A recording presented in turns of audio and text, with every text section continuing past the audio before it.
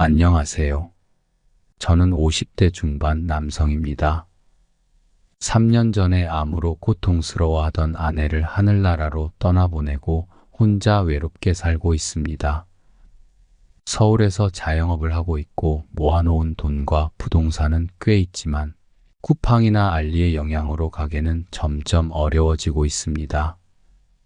그런데 이 시기에 저의 옆에 꿈같은 여자가 나타날 줄은 상상도 못했습니다.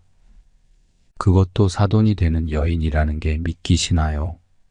저의 꿈같은 이야기는 1년 전으로 거슬러 올라갑니다. 2023년 초 설날이 지나고 얼마 안 되어서였습니다. 1년 전에 결혼한 아들 부부는 혼전 임신으로 신혼여행을 못 다녀와서 이번 설 연휴에 3인 가족 여행을 다녀오겠다고 연차까지 써서 유럽 여행을 다녀왔습니다. 그래서 올해 설에는 혼자 쓸쓸하게 지내고 있었습니다. 그런데 설 연휴 끝날 무렵 아들이 급히 전화를 걸어와 점심에 서울역에 그의 장모님을 맞이하러 가달라고 했습니다. 저는 그분을 아들의 상견례와 결혼식에서 딱 2번 본 적이 있었습니다. 사돈분은 참 불쌍한 여자입니다. 올해 나이 45세인 그녀는 대학 1학년인 19세의 나이 많은 바람둥이 남편을 만나 임신하고 결혼하게 되어 며느리 연수를 낳았지만 결국 3년 만에 수도 없이 바람 피우고 술만 먹으면 그녀와 애를 괴롭히는 남편과 이혼하고 혼자 독하게 대학까지 다니면서 애를 키웠습니다.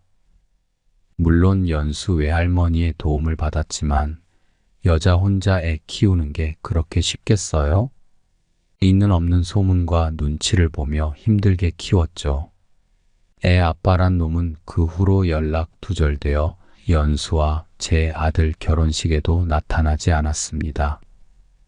그녀의 전공은 회계학이었고 성적도 출중해 대학 졸업하고 유명한 회계법인 사무실에 취직하게 되었습니다.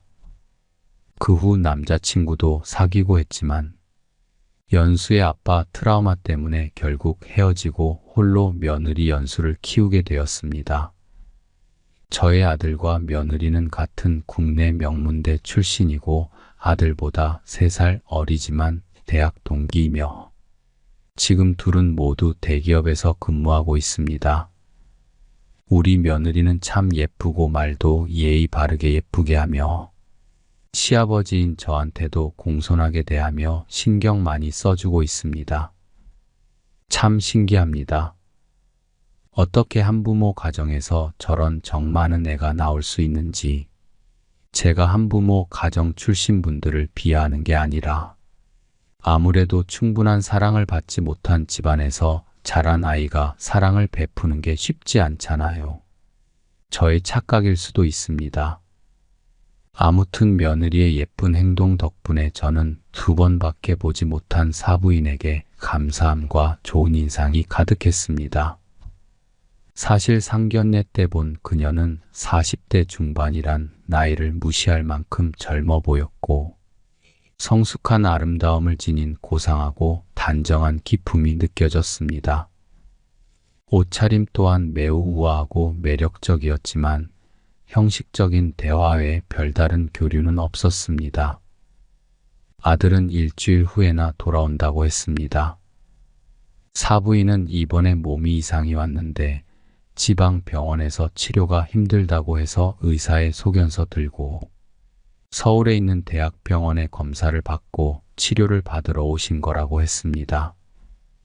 전화를 끊고 나니 왠지 모르게 사부인의 방문이 기대되었습니다. 옷을 정갈하게 입고 일찍 기차역으로 향했습니다. 공영 주차장에 차를 주차하고 저는 황급히 기차역으로 향했습니다. 오늘따라 차가 많이 막혀서 시간을 간당간당하게 맞추어 도착했거든요. 기차역에서 고개를 돌려가며 그녀를 찾고 있는데 멀리서 사부인이 보였습니다. 그녀는 연회색 정장을 입고 있었고 낮게 파인 넥라인 사이로 아름다운 쇄골과 풍만한 가슴이 드러나 보였습니다. 긴 머리는 흩날리고 잘록한 허리와 풍만한 엉덩이는 완벽한 곡선을 이루고 있었습니다. 그녀의 전체적인 모습은 성숙하고 세련된 매력을 발산하고 있었습니다. 치마는 양옆에 손바닥 길이만큼의 트임이 있었고 그 안으로는 하얗고 매끄러운 아름다운 맨다리가 보였습니다. 그녀는 세련되고 잘 맞는 우유빛 끈 샌들을 신고 있었으며 10개의 투명하고 매끄러운 발가락이 드러나 있었습니다. 솔직히 말해서 그녀를 보니 조금 긴장되었습니다. 제가 그녀 곁으로 다가가자 안녕하세요, 사돈어른. 그녀는 저를 보자마자 고개를 숙여 인사를 했고 얼굴에 미소를 띄었습니다.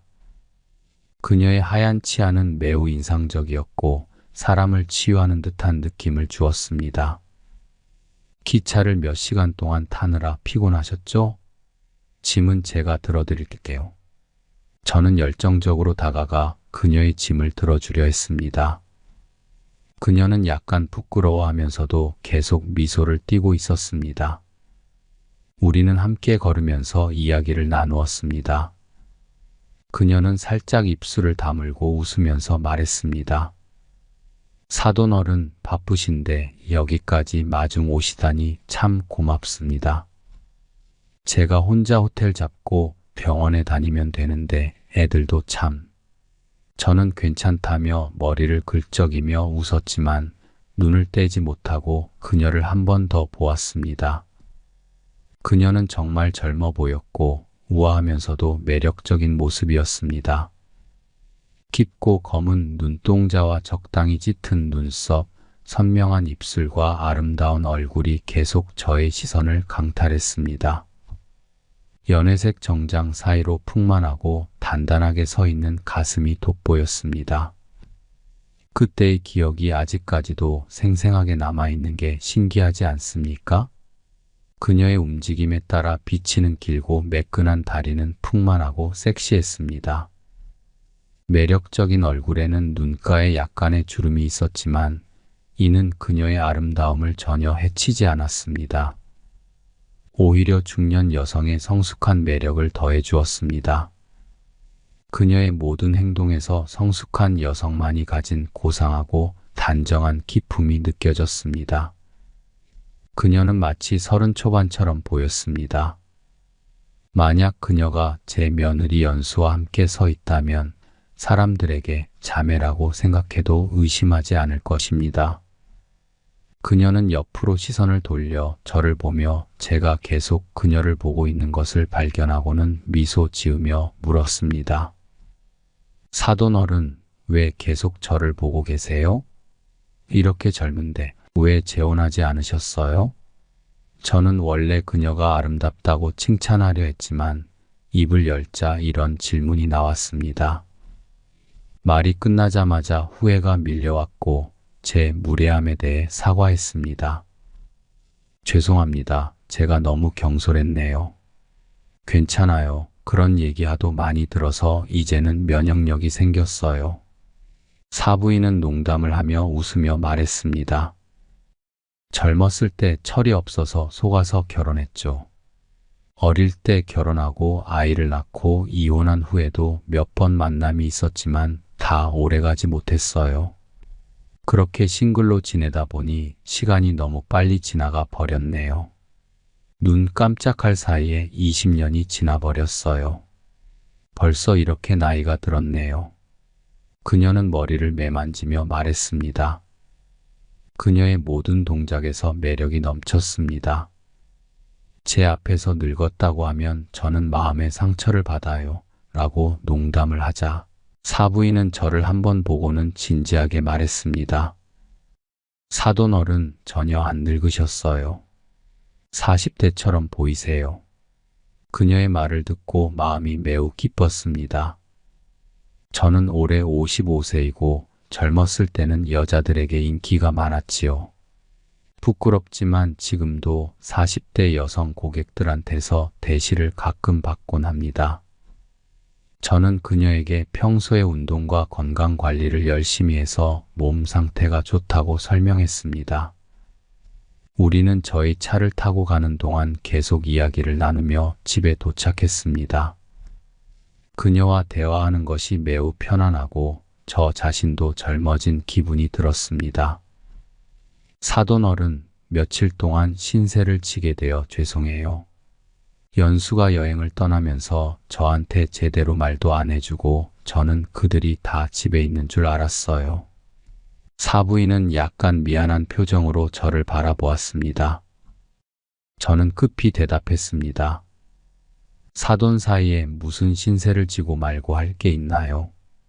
아플 때 옆에 사람이 있어야 해요. 혼자 계시게 할 수는 없죠. 오늘은 오시느라 피곤하실 테니 푹 쉬세요. 내일 아침에 제가 병원에 모시고 갈게요. 그날 점심 저는 요리 솜씨가 없어서 배달 음식을 준비했습니다. 그녀는 식사를 마치고 설거지를 하고 낮잠 시간을 가졌습니다. 저녁이 되자 그녀가 꼭 요리를 하겠다고 해서 저는 옆에서 도와주었습니다. 사실은 제가 그녀 옆에서 그녀를 많이 지켜보고 싶었거든요.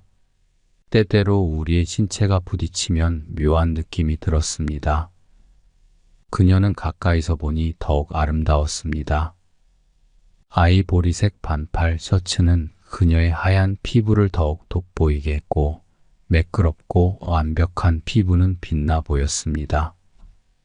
풍만한 가슴은 반팔 셔츠를 더욱 타이트하게 조이고 있었으며 편안하게 입은 추리닝 바지에도 그녀의 굴곡진 몸매를 감출 수 없었습니다.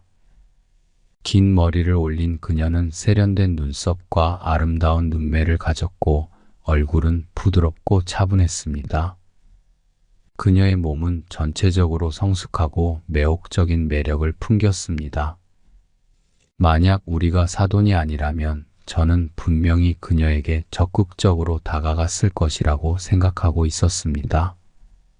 저녁에 아들이 전화를 걸어와 저와 장모님이 잘 맞는지 물었습니다. 저는 잘 지내고 있다고 대답했는데 아들이 오히려 저한테 장모님과 잘 맞는지 시간을 가져보라고 하는 것이었습니다. 심지어 며느리도 옆에서 저를 지지한다고 했습니다. 저는 아들에게 무슨 그런 농담을 하고 말하며 전화를 끊었지만 내심 설레는 마음을 감출 수 없었습니다.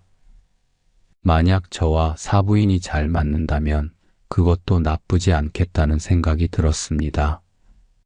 그녀는 젊고 아름다웠으며 하루 동안 접해본 결과 그녀는 따뜻하고 이해심 많은 사람이었습니다. 다음 날 저는 그녀를 병원에 데려가서 진료를 받고 접수하고 여기저기 뛰어다녔습니다. 아시다시피 대학병원은 예약하지 않으면 바로 원하는 진료를 받을 수 없습니다. 다행히도 아들 부부가 전에 인터넷으로 예약을 잡아서 바로 진료를 볼 수 있었습니다. 저는 그제서야 이 모든 것이 아들 부부의 의도가 담겨 있다고 느꼈습니다. 아니면 그들이 이렇게 똑똑한데 사부인을 혼자 상경하게 놔둘 리가 없죠. 하지만 아무것도 눈치채지 못한 그녀는 매우 감동하며 정말 다행히도 사돈 어른이 같이 있어줘서 너무 고마워요. 혼자였으면 완전히 지쳤을 거예요. 라고 말했습니다. 오랜 검진 끝에 우리는 겨우 집으로 돌아왔습니다. 사부인은 옷을 갈아입을 틈도 없이 소파에 앉아 허리를 굽히며 자신의 손으로 가볍게 마사지를 시작했습니다. 그녀는 피곤한 듯 가끔씩 가벼운 신음을 내뱉었습니다.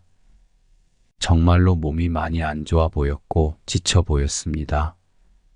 그녀의 작은 손이 투명하고 살구색의 긴 스타킹에 감싸인 풍만하고 매끄러운 다리를 부드럽게 문지르는 것을 보았습니다. 사부인, 제가 마사지 좀 도와드릴까요? 예전에 건강관리를 위해 마사지를 좀 배웠거든요. 어디가 아픈지 말해주시면 제가 좀 도와드릴게요. 저는 조심스럽게 물었습니다. 거절할 줄 알았던 그녀는 예상과 달리 그럼 사돈 어른 부탁드려요. 라며 얼굴을 붉히고 저를 한번 쳐다본 후 신발을 벗고 소파에 편하게 누웠습니다. 그녀의 매혹적인 몸매가 드러나 보였고 저는 순간적으로 침을 삼켰습니다. 그녀가 몸을 편안하게 이완시키자 저는 알겠습니다. 이제 다리를 조금 올려볼게요. 아프면 말씀해 주세요. 라며 그녀의 스타킹에 감싸인 발을 잡고 천천히 들어 올렸습니다. 얇고 투명한 스타킹은 그녀의 둥근 엉덩이와 길고 섬세한 다리를 더욱 돋보이게 했습니다. 그녀의 스커트 안쪽까지 보였고 저는 순간적으로 마음이 설렜습니다. 그녀가 입은 반투명 레이스 속옷이 살짝 보였고 무척이나 유혹적이었습니다. 저는 무심코 침을 삼켰고 손에 힘을 조금 더 주었습니다. 사돈어른, 잠깐 멈춰주세요. 사부인이 갑자기 말하며 부끄럽게 저를 바라보았습니다. 저는 즉시 이해했습니다. 치마가 그녀의 다리를 올리는 것을 방해하고 있었던 것입니다. 사돈어른, 잠시만 기다려주세요. 사부인은 부드럽게 말하며 소파에서 일어나 옆에 있는 침실로 향했습니다. 저는 침실에서 들리는 옷 갈아입는 소리를 들으며 그녀가 옷을 벗고 있는 장면을 상상하게 되었습니다. 곧 사부인은 빨간색 실크 잠옷을 입고 나왔습니다. 루즈핏 잠옷임에도 여전히 그녀의 풍만하고 매끄러운 가슴을 감추지 못했습니다. 걸을 때마다 하얀 가슴이 살짝 보였습니다. 짧은 치마뿐 아니라 흰색 셔츠도 벗었습니다. 잠옷 안은 검은색 레이스 자수를 한 고급 브래지어 그리고 백옥 같은 피부가 있었습니다. 저는 사부인의 다리를 가볍게 움켜쥐고 아름다운 발을 위로 들어 올리자 빨간색 잠옷이 자연스럽게 벌어져 통통한 허벅지뿐만 아니라 아름다운 곡선과 희고 부드러운 아랫배마저 또렷하게 보였습니다. 연이어 사부인의 두 다리를 들어 올렸다가 다시 무릎을 굽혀보면서 그녀가 어느 정도의 뻐근한 느낌을 받는지 아픈지 대충 알 수 있었습니다. 사부인, 대충 문제를 알겠어요. 이제 몸을 돌려서 엎드려 보아요. 사부인은 아주 순순히 몸을 돌려 소파에 엎드렸습니다. 그녀의 자태는 온화하고 제 심장은 너무 빨리 뛰어 저는 정신을 차리려고 노력했습니다. 우선 저는 큰 손으로 부드럽게 사부인의 상하 조각 같은 허리를 마사지하였고 그 다음에는 잠옷을 사이로 사부인의 매끄럽고 부드러운 어깨를 가볍게 어루만졌습니다. 잠옷을 사이에 두고 있지만 여전히 감촉은 좋았으며 잘록한 허리와 아래로 매끈한 엉덩이, 더 아래로 매끈한 허벅지가 느껴졌습니다. 제 손은 가볍게 시작해서 무게를 실어 마사지하며 때때로 그녀의 아름다운 하체에 닿았습니다. 사부인의 숨결이 점점 균형을 잃어가고 있었습니다. 아마도 제 마사지 기술이 꽤 좋은 것 같습니다.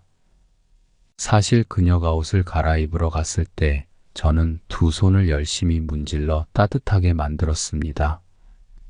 이 따뜻함을 통해 사부인의 몸에 전달되었습니다. 사부인은 몸과 마음이 모두 편안해졌습니다. 느낌이 어떠세요? 저는 다시 손을 문지른 후 사부인의 매끄럽고 부드러운 등을 마사지하며 물었습니다. 사부인은 기분 좋게 신음하며 아주 좋아요. 정말 편안해요. 남자의 큰 손으로 이렇게 부드럽고 정확하게 마사지를 받는 건 정말 오랜만이에요. 라고 속삭였습니다. 사부인은 제 큰 손이 그녀의 몸을 어루만지자 잠들었던 몸이 자연스럽게 깨어나고 알 수 없는 갈망이 생겨나는 것을 느꼈습니다. 쉽게 저려오는 종아리와 엉덩이도 활력 있게 마사지해야 사부인이 더 편안할 것입니다. 저는 미소를 지으며 말했습니다. 두 손으로 사부인의 다리를 어루만지기 시작하여 점차 위로 올라가며 그녀의 매끄러운 종아리를 눌렀고 이어서 그녀의 풍만하고 둥근 허벅지도 함께 문질렀습니다. 사부인은 아름다운 눈을 살짝 감으며 제 큰 손이 뜨겁고 정확하게 그녀의 몸을 어루만지고 문지르는 것을 느꼈습니다. 그러나 그녀는 이 애매한 즐거움을 멈추고 싶지 않아 했습니다. 저는 너무 서두르면 오히려 역효과가 날까 걱정되어 두 손을 옮겨 이번에는 사부인의 엉덩이 양옆을 목표로 마사지를 시작했습니다. 그녀의 피부는 매끄럽고 탄력이 넘쳤습니다. 그녀는 마치 제가 그녀의 마음 깊숙이 닿은 것처럼 외롭고 공허한 몸이 제 손길에 의해 가볍게 떨리는 것을 느꼈습니다. 그녀는 참을 수 없는 급한 숨을 내쉬며 허벅지 근육이 감정적으로 긴장되었고 더 이상 억누를 수 없어 크게 소리를 냈습니다. 사돈어른. 그녀의 몸은 약간 경련을 일으키며 숨소리가 거칠어지는 것을 느꼈습니다. 사부인 기분이 어떠세요? 사부인은 몸을 옆으로 돌려 옆으로 누운 채로 다리를 웅크리고 섬세한 손으로 제 손을 꽉 잡았습니다. 그녀의 아름다운 눈은 부끄럽고 매혹적으로 저를 바라보며 부드럽게 속삭였습니다. 아주 편안해요.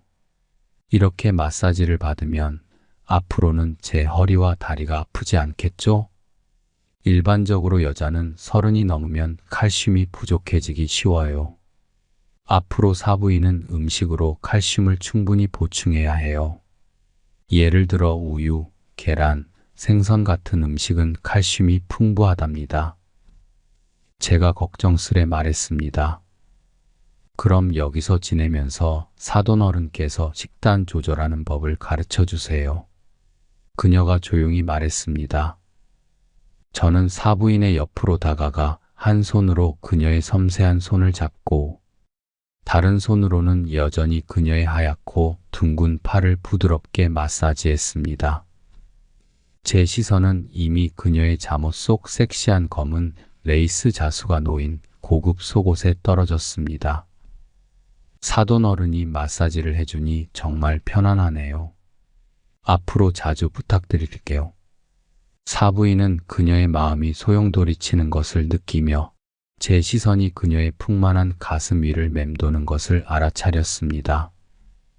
하지만 그녀는 모르는 척하며 이 애매한 분위기 속에서 제 마사지를 받고 있었습니다. 저는 그녀가 이 금기된 감각과 자극을 즐기는 것을 느꼈습니다. 그러나 저는 동시에 그녀가 무언가 두려워한다는 것을 느꼈습니다. 저는 사부인의 부끄러워하면서도 매혹적인 모습을 감탄하며 바라보았습니다. 그녀의 피부는 눈처럼 하얗고 약간의 화장이 그 매력을 더욱 돋보이게 했습니다. 이게 어디 40 중반 여성의 모습인가요? 저는 몸을 숙여 사부인의 풍만하고 부드러운 몸을 단단히 껴안고 싶었습니다. 당장이라도 그녀를 강제로 제 것으로 만들고 싶었지만 그렇게 하면 어떤 결과가 올지 알 수 없었습니다. 사돈어른, 당신이 해주는 마사지가 너무 좋았어요. 하지만 오늘은 여기까지만 해주세요. 우리에게 시간이 충분히 많아요. 천천히 서로를 좀 더 알아가요. 그녀는 저의 마음을 읽었습니다. 그리고 싫지 않았나 봅니다. 하지만 그녀는 마지막 방어선을 굳게 지키며 부끄럽고 애처로운 표정으로 간절히 부탁했습니다. 이런 여성에게는 서서히 조금씩 그녀의 마음 깊숙한 곳에 베일을 벗겨내야 할지도 모르겠네요. 저는 고개를 끄덕이며 그녀에게 마사지를 마무리했습니다. 며칠 후에야 검사 결과가 나오기도 하고 그녀는 아들 부부가 돌아오기를 기다리며 가족과 함께 시간을 보내고 싶어 하니 당분간 돌아가지 않을 겁니다. 이렇게 해서 저는 사부인과 며칠을 함께 지냈습니다. 우리는 함께 마트에 가서 장을 보고 함께 요리를 하고 집안일을 했습니다. 또 함께 TV를 보기도 하고 산책을 하기도 했습니다. 심지어 오랜만에 영화를 보고 싶다고 하니 그녀도 흔쾌히 응하여 함께 영화도 한 편 보고 왔습니다. 저는 정말 행복했습니다. 이런 기분은 진짜 얼마만인지 모릅니다. 우리는 마치 부부처럼 지냈습니다. 공원에서 운동하는 노인들은 그녀를 제가 새로 찾은 연인으로 생각하며 우리를 농담거리로 삼았습니다. 저는 웃으며 해명하지 않았고 그녀도 해명하지 않았습니다. 사돈어른, 왜 아까 그분들에게 해명하지 않았나요? 제가 당신의 사돈이라고요? 사부인이 웃으며 물었습니다. 저는 웃으며 반문했습니다. 사부인은 왜 해명하지 않았나요? 저와 연인이 되는 것이 좋은가요? 그녀는 얼굴이 갑자기 빨개지며 고개를 숙였고 무언가를 생각하는 듯 했습니다. 우리 한번 해볼까요? 저는 기회를 틈타 말했습니다. 뭘 해봐요? 그녀가 고개를 들며 물었습니다. 함께 지내는 거요. 우리가 함께 지내면 함께 애들을 도와 손주도 돌보고 연수도 멀리 홀로 떨어져 있는 엄마 걱정도 없고 우리 둘이 정말 잘 어울리지 않나요? 그녀는 그런가요? 라고 말하며 활짝 웃었습니다. 우리는 눈을 맞추며 공기가 온기로 가득 찼습니다. 말이 통하자 두 사람 모두 마음이 편해졌습니다. 저녁 식사 때 우리는 꽤 많은 술을 마셨습니다. 그녀는 술이 약해 얼굴이 붉어졌고 저는 그 모습을 보고 넋을 잃고 바라봤습니다. 사돈어른, 왜 저를 그렇게 보세요? 그녀는 매혹적으로 웃으며 물었고 저는 마음이 흔들렸습니다. 우리는 소파에 나란히 앉아 있었고 그녀가 가까이 있어서 그녀의 향기를 맡을 수 있었습니다. TV에서는 무언가 방송되고 있었지만 하나도 안 들렸습니다. 사부인, 당신은 정말 아름다워요. 제가 말했습니다. 왜 그렇게 사람을 빤히 쳐다봐요? 그녀가 투정을 부리며 장난스럽게 주먹을 들어 저를 때리려 했습니다. 저는 그녀의 손을 잡았고 그녀의 손은 부드럽고 섬세했습니다. 그녀는 거부하지 않고 오히려 제 품에 머리를 기대었습니다. 저는 그녀를 꼭 안으며 말했습니다. 솔직히 말해, 당신의 온기가 나를 어쩔 수 없게 만들어요. 오랜만에 이런 감정을 느끼니 제 심장은 더 빨리 뛰고 머리도 완전히 빠져드는 것 같아요. 저는 더 이상 참지 않고 그녀의 얼굴에 키스했습니다. 그녀의 얼굴은 잘 익은 빨간 사과처럼 붉어졌고 그녀는 눈을 감은 채 미소를 띠고 있었습니다. 저는 그녀가 오랫동안 외로웠다는 것을 알았습니다. 결국 그녀도 오랫동안 혼자였으니까요. 그녀의 얼굴에 떠오른 미소는 긴장과 흥분, 그리고 기대를 나타내고 있었습니다. 저는 더 이상 망설이지 않고 그녀의 다른 부위에도 키스를 이어갔습니다. 그녀는 몇 번 저를 밀었지만 점점 저에게 응답하기 시작했습니다. 그녀와 저는 마치 오랜만에 재회한 부부처럼 서로에 대한 사랑을 속삭였습니다. 저는 다시 한번 남성으로서의 두 번째 청춘을 느꼈고 젊었을 때보다 더 많은 즐거움을 느꼈습니다. 그날 밤 이후 우리의 관계는 더욱 친밀해졌습니다. 어디를 가든 그녀의 손을 잡고 다녔고 그녀도 피하지 않았습니다. 공원에서 우리를 아는 주민들이 우리가 손잡고 나타나는 모습을 보고는 눈이 휘둥그레졌습니다. 그들은 하나같이 호기심과 놀라움을 감추지 못하며 우리에게 어떻게 만났고 언제 결혼할 거냐고 물었습니다. 우리는 그저 서로를 바라보며 웃을 뿐이었습니다. 그냥 인연이 닿아서 이렇게 된 거예요. 라고만 말했습니다. 병원에서 모든 검사 결과가 나왔습니다. 그녀가 가장 걱정했던 항목은 정상으로 나왔고 다른 작은 문제들은 의사가 약을 처방해 주었습니다. 처음 검사부터 입원 약 처방까지 제가 모든 비용을 처리했습니다.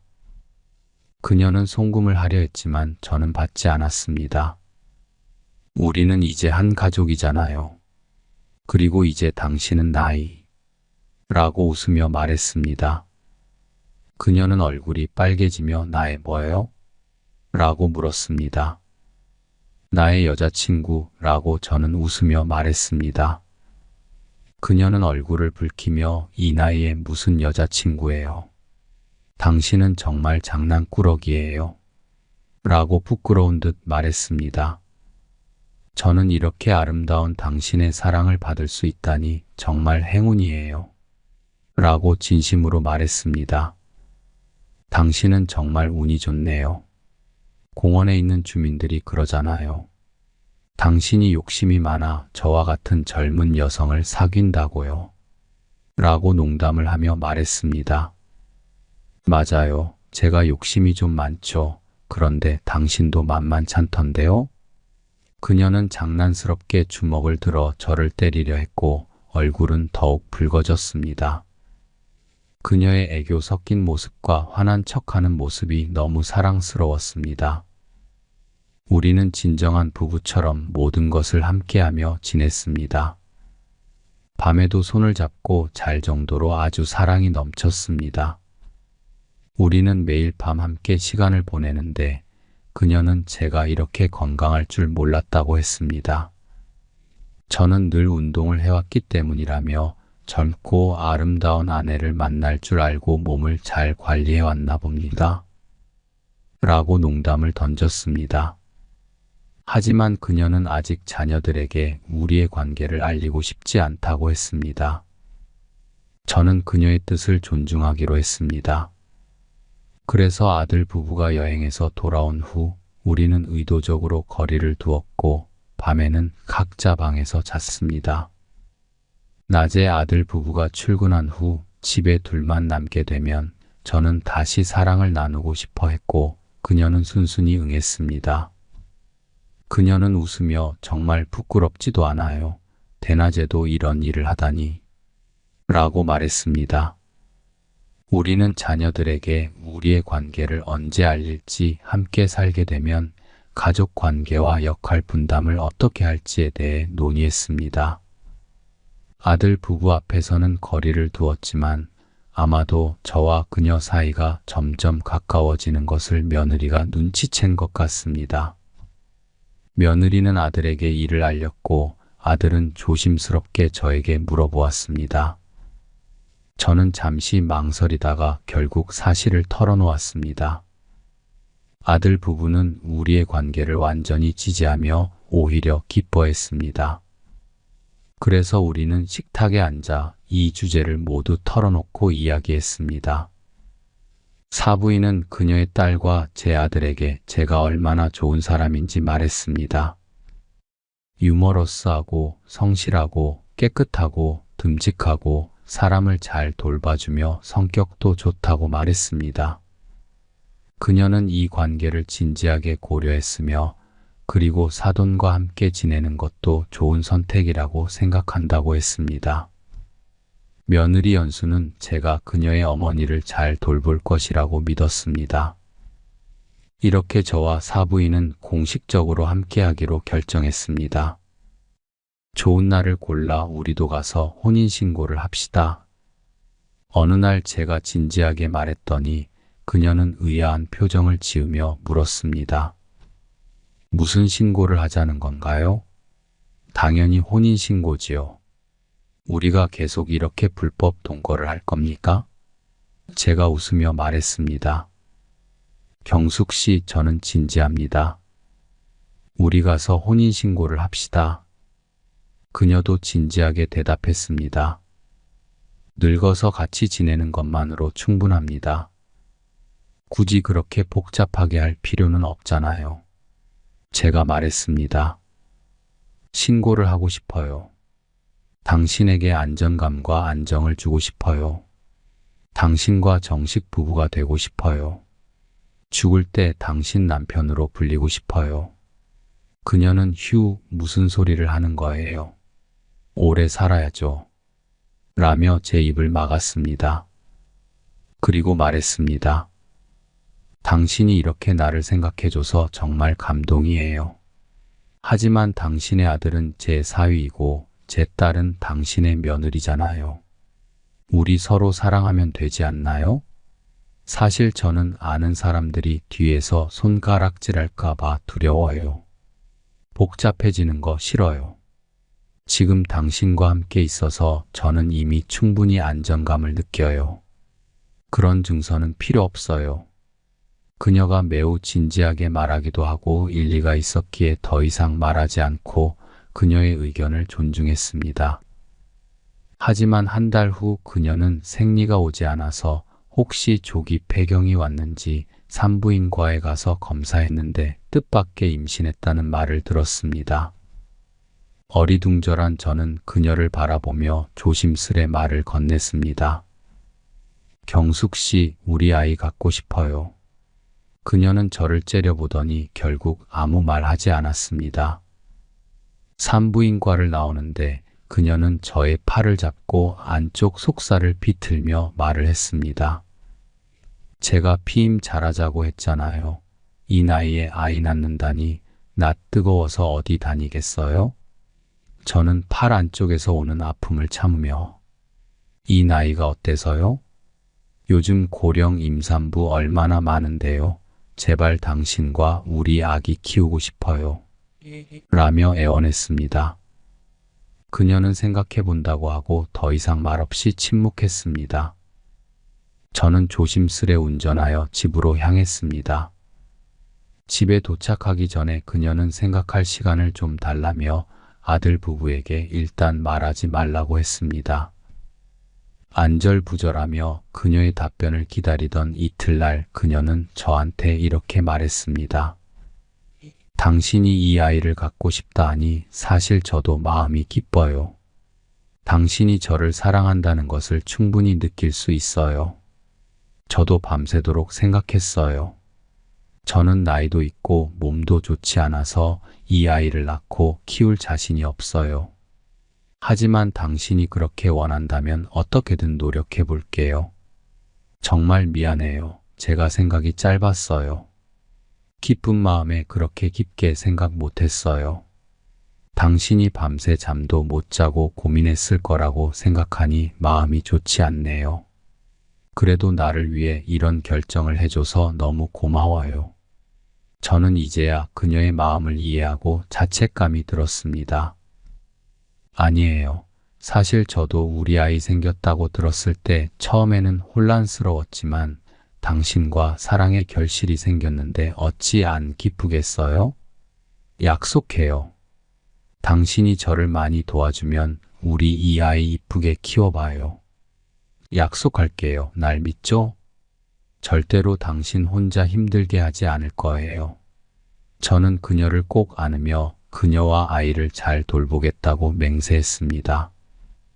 아들 부부가 처음에 임신 소식을 들었을 때는 당황스러워했지만 엄마 아빠의 사랑의 결실을 축하해주며 함께 딸아이의 탄생을 기다렸습니다.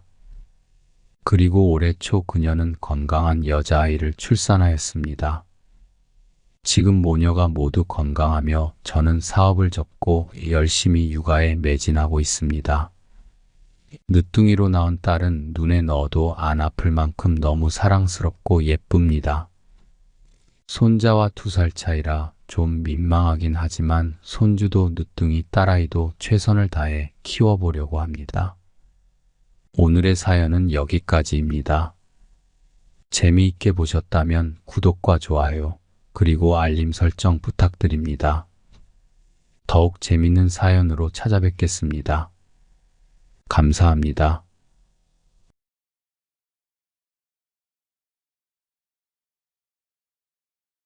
아버지는 종종 낮이든 밤이든 여자들을 불러들였으니까요. 어려서부터 저는 그 장면들을 완전히 이해하지도 못한 채 보아왔습니다. 다만 이제는 저도 성인이 되었고 여자친구와 그런 관계를 맺어본 적이 있기에 어느 정도 상황을 짐작은 할 수 있었습니다. 그날 방문 틈새로 새어나오는 소리는 뚜렷했습니다. 일본에서 만든 성인 영상 특유의 신음소리 같았고 그 소리에 묻혀 아버지와 함께 있는 여자의 신음도 희미하게 섞여 있었습니다. 저는 발소리를 줄이며 조심스럽게 1층 복도를 지나갔습니다. 도대체 어떤 여자가 또 온 걸까 궁금하기도 했습니다. 방문이 살짝 열려 있었는데 안에는 불이 밝게 켜져 있어 거의 모든 게 눈에 들어왔습니다. 아버지와 한 여성이 격렬하게 뒤엉켜 있었고 여자의 뒤통수와 등 부분이 언뜻언뜻 보였습니다. 20대 후반이나 30대 초반쯤 되어 보이는 예쁘고 몸매가 훤히 드러나는 여성이었습니다. 아버지 취향이라는 게 늘 젊고 미모가 출중하며 볼륨감이 있는 쪽으로 일관되었기에 새삼 놀랍지는 않았습니다. 문제라면 제가 그 광경을 직접 목격하고 있다는 사실이었습니다. 저는 알면서도 계속 보고 있었고 이상한 긴장감과 욕망이 뒤섞여 온몸에 소름이 돋았습니다. 안녕하세요. 사연사무소에 오신 것을 환영합니다. 오늘의 사연입니다. 저는 서울 도심 한가운데 자리한 마당과 담벼락이 있는 2층짜리 큰 주택에서 태어나고 자랐습니다. 흔히들 도심 속 별장 같다고 부러워할 만한 집이었고 대문과 주차장까지 따로 있어서 저도 어린 시절엔 꽤나 잘 사는 집 아이라는 인식을 주변에서 받았습니다. 물론 그때는 어린 마음에 그런 걸 잘 몰랐습니다. 그저 우리 집이 조금 넓고 마당에 풀과 꽃이 많다는 사실이 좋았을 뿐이었습니다. 할아버지는 재산이 꽤 많으셨고 그중 일부를 아버지에게 물려주셨습니다. 아버지는 그 재산을 기반으로 사업을 시작하셨고 아주 큰 성공까진 아니어도 적어도 주변에서 부자라는 소리는 들을 정도로 살림을 잘 꾸려나가셨습니다.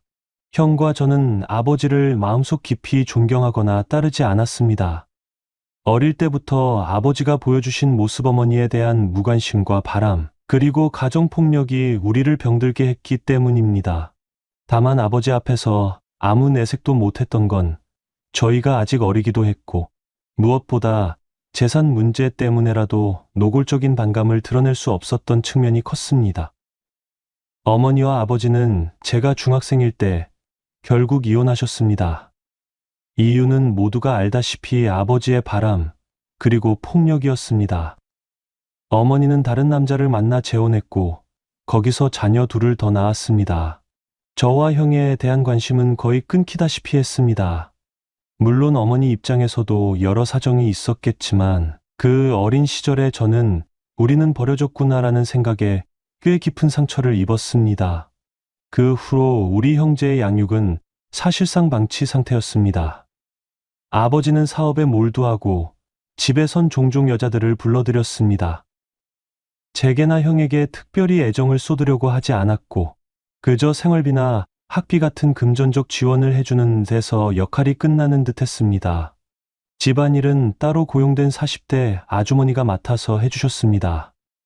요리는 물론 집안 청소와 빨래까지 도맡아 주셨고 형과 저는 거의 밥벌레처럼 지낼 때도 있었지요. 형은 저보다 4살이 많습니다. 일찍 사회에 나가고 싶었던 형은 아버지가 대준 돈으로 작은 사업을 시작했습니다. 성실하고 머리가 좋은 형은 금세 어느 정도 자리를 잡았고 본인보다 나이가 1살 어린 여자친구와 결혼까지 하여 현재는 분가에 따로 살고 있습니다. 형은 저에 비해 꽤 적극적이고 추진력도 강했던 터라 아버지와도 비교적 교류가 잦았습니다. 물론 형도 마음 한구석엔 아버지에 대한 반감이 있었지만 어쨌든 돈 문제와 미래를 위해 구역구역 왕래를 했던 듯합니다. 한편 저는 대학에 입학하면서 자연스럽게 자취를 시작했습니다. 가정 환경이 썩 좋지 않았던 터라 독립의 기회가 생기면 꼭 멀리 떨어지고 싶었지요. 대학이 있는 지역은 서울이지만 집과 조금 떨어져 있어서 개인적으로도 이제 드디어 좀 자유를 느껴볼 수 있겠구나 싶었습니다. 방학 때도 집에 오래 머무르는 걸 좋아하지 않았습니다. 2층 제 방은 그대로 남아 있었지만 아버지와 한 집에서 지내는 게 편치 않았습니다. 그래서 집에는 빨래나 옷을 가지러 잠깐씩 들르는 일이 대부분이었습니다. 그러던 어느 환절기 무렵 저는 겨울옷을 챙기러 집에 들렀습니다. 자취방이 좁은 데다 옷 정리가 힘들어 계절별 옷을 본가에 놔두곤 했는데 필요할 때마다 들러 가져가는 시기였습니다. 마침 방학이 시작된 터라 아르바이트도 새로 구했는데 그날은 오후 일찍 끝나서 집에 들러 옷을 챙기고 다시 나가려 했습니다. 대문을 열고 들어갔을 때는 이미 해가 뉘엿뉘엿 지는 저녁 무렵이었고 1층 거실에는 불이 꺼져 있었지만 아버지 방에서 은은한 불빛이 새어나오고 있었습니다. 뭔가 이상하게 느껴지진 않았습니다. 아버지는 종종 낮이든 밤이든 여자들을 불러들였으니까요. 어려서부터 저는 그 장면들을 완전히 이해하지도 못한 채 보아왔습니다. 다만 이제는 저도 성인이 되었고 여자친구와 그런 관계를 맺어본 적이 있기에 어느 정도 상황을 짐작은 할 수 있었습니다. 그날 방문 틈새로 새어나오는 소리는 뚜렷했습니다. 일본에서 만든 성인 영상 특유의 신음소리 같았고 그 소리에 묻혀 아버지와 함께 있는 여자의 신음도 희미하게 섞여 있었습니다. 저는 발소리를 줄이며 조심스럽게 1층 복도를 지나갔습니다. 도대체 어떤 여자가 또 온 걸까 궁금하기도 했습니다. 방문이 살짝 열려 있었는데 안에는 불이 밝게 켜져 있어 거의 모든 게 눈에 들어왔습니다. 아버지와 한 여성이 격렬하게 뒤엉켜 있었고 여자의 뒤통수와 등 부분이 언뜻언뜻 보였습니다. 20대 후반이나 30대 초반쯤 되어 보이는 예쁘고 몸매가 훤히 드러나는 여성이었습니다. 아버지 취향이라는 게 늘 젊고 미모가 출중하며 볼륨감이 있는 쪽으로 일관되었기에 새삼 놀랍지는 않았습니다. 문제라면 제가 그 광경을 직접 목격하고 있다는 사실이었습니다.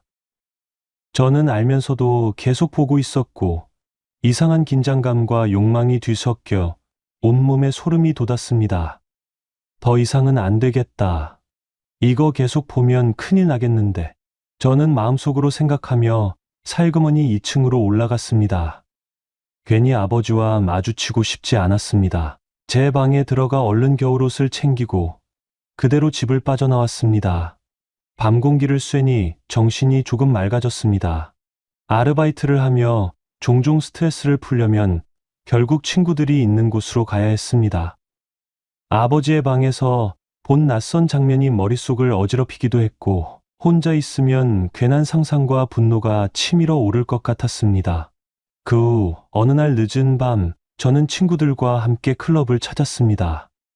원래 자주는 안 가지만 그때 당시엔 좀 격하게 놀며 마음을 풀고 싶었습니다. 친구들과 테이블을 잡고 술을 시키고 춤을 즐기는 사람들을 구경했습니다. 열기 넘치는 조명 아래 신나게 춤추는 여성들이 여럿 보였고 그중 유독 눈에 띄는 여성이 한 명 있었습니다. 나이는 28이나 9쯤 되어 보였습니다. 옷차림이 꽤 섹시했고 춤을 아주 잘 추었습니다. 주위 남자들이 다들 그 여인을 에워싸듯 접근했지만 그녀는 너무 달갑게 여기는 기색은 아니었습니다. 클럽에 오는 사람들도 여러 유형이 있으니까요. 원나잇을 즐기러 온 이들도 있고 그냥 춤만 신나게 추다가 술 한두 잔 얻어마시고 가는 이들도 있습니다. 저는 직감적으로 이 여자는 후자에 가까운 느낌이라고 생각했습니다. 저는 원나잇을 무작정 즐기는 편은 아니었습니다. 어쩌다가 분위기에 휩쓸릴 때도 있지만 사실 누구에게나 쉽게 몸을 허락하는 상대에겐 그렇게 끌리지는 않습니다. 그런데 저 여자는 쉽지 않을 것 같다는 느낌이 더해졌고 동시에 상당히 매력적이라 더 관심이 갔습니다. 저는 살짝 취기가 올라 있긴 했지만 제 몸을 추스르고 그녀에게 다가가 춤 동작을 맞추기 시작했습니다. 제법 뻔뻔하게 그런데 지나치지 않게 접근하는 게 중요합니다. 클럽에선 대부분의 남자들이 과하게 들이대다 실수를 하곤 합니다. 저는 춤을 어느 정도 추고 제 외모를 믿는 편입니다. 키가 180이 넘고 어릴 때부터 운동을 해서인지 체격도 준수한 편이고 주변에서 잘생겼다라는 소리를 자주 들었습니다. 그녀가 저를 처음엔 별다른 표정 없이 보다가 조금 시간이 지나자 이쪽을 슬쩍 쳐다보며 춤 동작으로 호응을 해주기 시작했습니다. 이게 클럽의 묘미지요. 나는 그녀의 리듬에 맞추고 그녀는 제 호흡에 따라 반응을 주는 그 순간이 묘하게 흥분되고 즐겁습니다. 어느 정도 합이 맞았다고 느껴질 때 저는 제 테이블에 같이 가서 술 한잔 하자고 권했습니다. 그녀는 잠시 고민하는 듯 했지만 이내 고개를 끄덕였고 그 길로 함께 테이블로 이동했습니다. 마침 친구들은 다들 다른 테이블에 부킹을 하거나 춤을 추러 가서 자리를 비운 상태였습니다. 저는 그녀에게 무슨 술 좋아하시나요? 하고 물었습니다. 그녀는 보드카 베이스 칵테일을 말했습니다. 그래서 저는 칵테일과 간단한 안주를 주문했고, 그렇게 우리는 대화를 시작했습니다. 혼자 오셨죠? 제가 첫 질문을 던지자 그녀는 조금 의아한 듯 눈길을 주었습니다. 사실 보는 순간 혼자 오신 것 같다고 직감했어요. 제 눈이 좀 정확한 편이거든요. 라는 식으로 저는 말을 이었습니다. 그러자 그녀가 웃으며 맞아요. 오늘은 그냥 기분 전환 삼아 왔어요. 라고 답했습니다. 대화를 나눠보니 그녀는 의외로 차분했습니다. 겉모습은 화려하고 춤을 잘 추길래 굉장히 활달할 줄 알았는데 대화를 이어갈수록 조용하고 신중한 면이 돋보였습니다. 저는 그녀가 스스로를 많이 지키고 있다는 느낌을 받았습니다.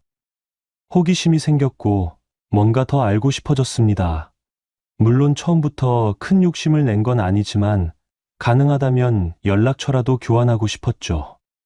1시간 정도 흘렀을까 그녀가 먼저 그만 가봐야 할 것 같다며 자리를 뜨려 했습니다. 저는 아쉬운 마음에 그러면 전화번호 정도는 알 수 있을까요? 라고 물었습니다. 그녀는 잠시 고민하다가 번호를 알려주었고 저는 심장이 두근거렸습니다. 그리고 집에 모셔다 드릴까요? 했는데 그녀는 택시로 가겠다면서 거절했습니다. 그래서 저는 바깥까지 함께 나가 택시를 잡아주었고 그녀가 떠나는 모습을 보면서 쉽지 않은 사람이구나 하고 생각했습니다. 그 후 며칠 뒤 저는 망설이다가 문자로 안부를 물었습니다. 의외로 그녀는 꽤 부드럽게 화답했습니다. 하지만 제가 언제 한번 뵈어요라며 만남을 청할 때마다 그녀는 일정을 핑계로 슬쩍 피했습니다. 어찌 보면 아주 예의 바른 거절 같기도 했습니다. 그러다 보니 제 자존심이 좀 상하더군요. 마침 그 시기가 제가 전 여자친구와 완전히 헤어진 직후라 공백기가 길어진 상태였습니다. 오기가 발동해서라도 어떻게든 만나보고 싶은 마음이 커졌습니다.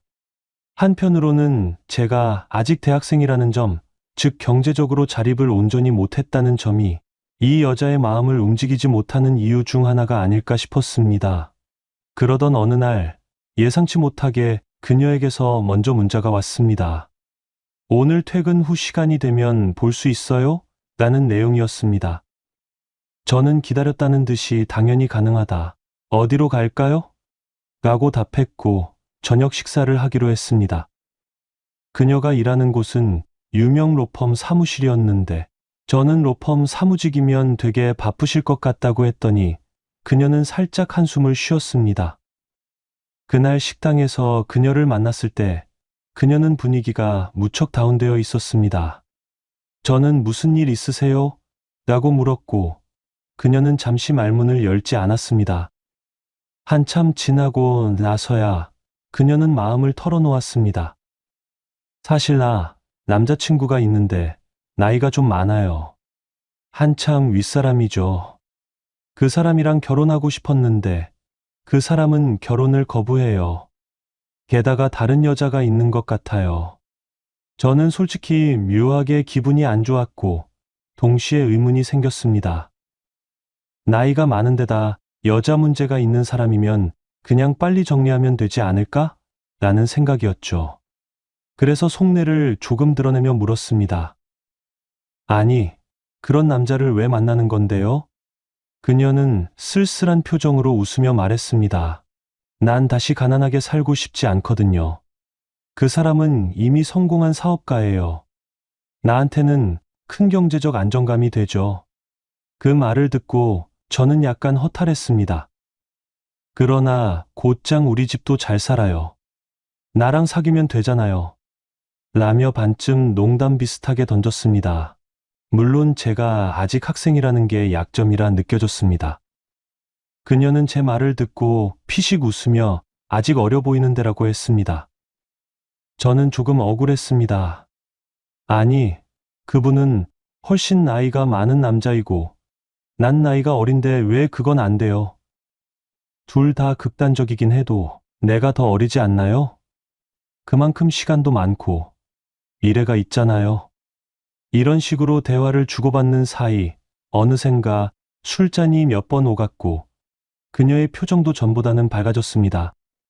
그러다 분위기가 무르익으니 자연스럽게 제가 그녀에게 키스를 시도하게 되었습니다. 살짝 취기가 올라있던 저와 원래부터 마음이 어지러워 보였던 그녀 사이에는 긴장감과 묘한 끌림이 뒤섞여 있었습니다. 그 순간만큼은 그녀도 저를 거부하지 않았습니다. 숨막히는 침묵이 뒤따랐고 이내 우리는 근처 모텔로 자리를 옮겼습니다.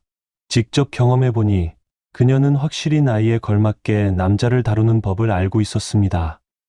몸매가 좋고 거기다 적당한 노련함까지 더해져서 저 또한 굉장히 강렬한 감정을 느꼈습니다. 사실 저는 아직 경험이 풍부한 편은 아니었기에 그녀와의 깊은 스킨십은 제게 여러 면에서 충격처럼 다가왔습니다. 몸의 즐거움뿐 아니라 이런 여자가 나한테 마음을 줄 수도 있구나라는 이상한 우쭐함 같은 감정도 들었습니다. 이후로 저와 그녀는 애인 같은 사이가 되었습니다. 하지만 명확히 연인이라고 부르기는 애매했습니다. 가장 큰 이유는 그녀에게 기존 남자친구가 있다는 사실이었습니다. 그녀는 그 남자를 나이 많은 사업가라고만 말했는데 저도 그냥 그런가 보다 하고 넘겼습니다. 그녀가 완전히 그 사람이랑 정리하긴 힘들 것 같다. 미안해요라고 말할 때마다 제 안에는 이상한 불안감이 싹 텄습니다. 그래도 그녀가 저와 함께 있을 땐 분명 즐거워 보였고 스킨십도 먼저 애정 표현을 해줄 정도였습니다.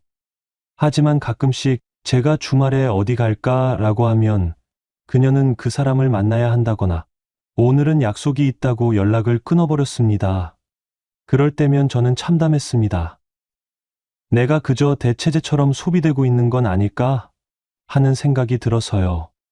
그럼에도 마음이 한번 가버리니 쉽게 놓을 수 없었습니다. 모임이 끝나고 늦은 밤 그녀가 갑자기 오늘 너무 우울해 보고 싶다라고 문자를 보내면 저는 한 걸음에 달려갔습니다. 아마 그 사람이 그녀에게 소홀하거나 기분 나쁜 일을 만들어서 결국 그녀가 저를 찾았던 걸지도 모르겠습니다. 그러다 보니 저도 조금씩 지쳐갔습니다. 사실 이런 식으로 만나는 연애라면 차라리 또 다른 사람을 찾아보는 게 낫겠다고 생각할 때도 있었지만 쉽게 정리가 되지 않았습니다. 그녀는 제게 어느 정도 성인으로서의 즐거움과 묘한 흥분을 알려주었고 또 때때로는 누나처럼 살갑게 챙겨주기도 했습니다. 제겐 그런 부분이 매력적으로 다가왔습니다. 결국 그녀가 먼저 연락을 끊었습니다. 우리 이제 그만 만나자. 더 이상은 미안하고 힘들다라는 문자가 왔습니다. 저는 마음 한구석에서 드디어 올 게 왔군이라고 생각했습니다. 예상 못한 일은 아니었지만 막상 통보를 받고 나니 허탈했습니다. 그래도 그녀의 감정에 어쩔 수 없이 수긍했고 거친 말은 하지 않았습니다. 오래갈 수 없는 관계라는 걸 이미 직감하고 있었으니까요. 그렇게 우리는 헤어졌습니다. 처음엔 문득문득 그녀 생각이 났습니다. 밤이 깊어 외롭거나 술을 마신 날엔 특히 그녀의 얼굴이 떠오르고 키스하던 순간이나 함께 침대에 누워 나눈 대화들이 머릿속을 맴돌았습니다. 하지만 이미 이별을 받아들였기에 억지로 연락을 하진 않았습니다. 저도 수업과 과제 그리고 새로운 사람들과의 만남으로 바쁘게 지내며 서서히 그녀를 잊어갔습니다. 그러던 어느 날 정말 뜻밖의 장소에서 그녀와 재회하고 말았습니다. 바로 아버지의 집, 그러니까 제가 원래 살던 2층 주택에서였습니다. 그날은 방학 중이었고 자취방에 두기 어려운 겨울옷과 짐을 챙기러 잠시 본가에 들렀는데 거실 소파에 아버지와 함께 앉아있는 그녀를 본 것입니다. 둘은 무슨 차를 마시는지 아버지가 들고 있던 찻잔에서 김이 모락모락 피어났습니다. 저는 머리가 새하얗게 식어버리는 것 같았습니다. 그때 아버지의 무심한 표정, 그리고 그녀가 보인 당혹감은 지금 생각해도 생생합니다. 설마 이 사람이 아버지의 여자였단 말인가? 그럼 내가 들었던 성공한 나이 많은 사업가가 아버지였나? 이 말도 안 되는 생각들이 순식간에 제 머릿속을 휩쓸었습니다. 아버지는 그래, 왔냐라는 태도로 저를 보았고, 그녀는 시선을 어디에 둬야 할지 몰라 허둥댔습니다. 전혀 설명이 필요 없었습니다. 이 상황 자체가 이미 모든 걸 말해주고 있었으니까요. 아버지가 담담히 이 친구가 내가 만나는 사람이야라고 말했을 때 제 내면에서 뭔가 폭발하듯 솟아났습니다. 화, 배신감, 분노, 수치심, 복합적인 감정이 뒤엉켜 숨이 막혔습니다. 입이 바짝 말라버렸고 저는 아무 말도 하지 않은 채 2층으로 올라가 버렸습니다. 짐을 챙겨야 한다는 이유만으로 그 집에 남아 있었고 그마저도 서둘러 마무리한 뒤 인사 한마디 없이 뛰쳐나왔습니다. 그 후 몇 달간 저는 본가에 가지 않았습니다. 아버지와 그녀가 어떻게 지내는지 알고 싶지도 않았고 알 권리도 없다고 생각했습니다. 그저 제 일상에 집중하며 아르바이트와 학업을 병행했고 스터디와 동아리 활동에 적극적으로 참여했습니다. 그렇게 지내다 보니 학교 동기 중 한 명과 가까워졌습니다. 그녀는 저와 동갑이었고 과제나 발표를 같이 준비하면서 의외로 말이 잘 통했습니다. 격렬한 사랑이라기보다는 서서히 마음을 열어가는 편안한 관계였습니다. 이전에 겪었던 복잡하고 위험한 로맨스와 달리 담백하고 안정적이어서 오히려 마음이 편했습니다. 그러던 중 아버지가 뜬금없이 연락해 왔습니다. 용건이 있으니 집으로 좀 와라. 저는 사실 가기 싫었지만 혹시 무슨 일일까 싶어 들렀습니다. 다행히 그날은 다른 여자와 함께 있지 않았고 아버지는 곧 출장 갈 일이 있으니 회사 일을 좀 도와달라고 했습니다. 별 대단한 업무는 아니고 심부름 수준이라고 했습니다. 저는 망설였지만 그래도 방학 중이기도 했고 아르바이트 시간을 조금 조절하면 가능할 것 같아 수락했습니다. 아버지가 하는 사업체는 작은 무역회사인데 저는 그곳 직원분들이 어떤 사람들인지도 궁금했습니다. 며칠 뒤부터 저는 회사에 출근했습니다. 서류를 옮기거나 외근을 나가는 등 자잘한 업무를 하며 시간을 보냈습니다. 그러다 아버지가 해외로 출장을 떠나고 저는 어찌 보면 회사를 지키는 대타 역할을 하게 되었습니다. 그 시점에 또 다른 사건이 생겼습니다. 회사 복도에선 아직은 여자가 걸어오고 있었고 그 사람이 바로 그녀였습니다. 여전히 세련된 옷차림이었지만 표정은 한층 어두워 보였습니다. 그녀 역시 저를 보더니 당황했는지 잠깐 눈이 마주쳤다가 이내 시선을 피했습니다. 직원들이 있는 공간이다 보니 둘 다 최대한 태연을 유지했습니다.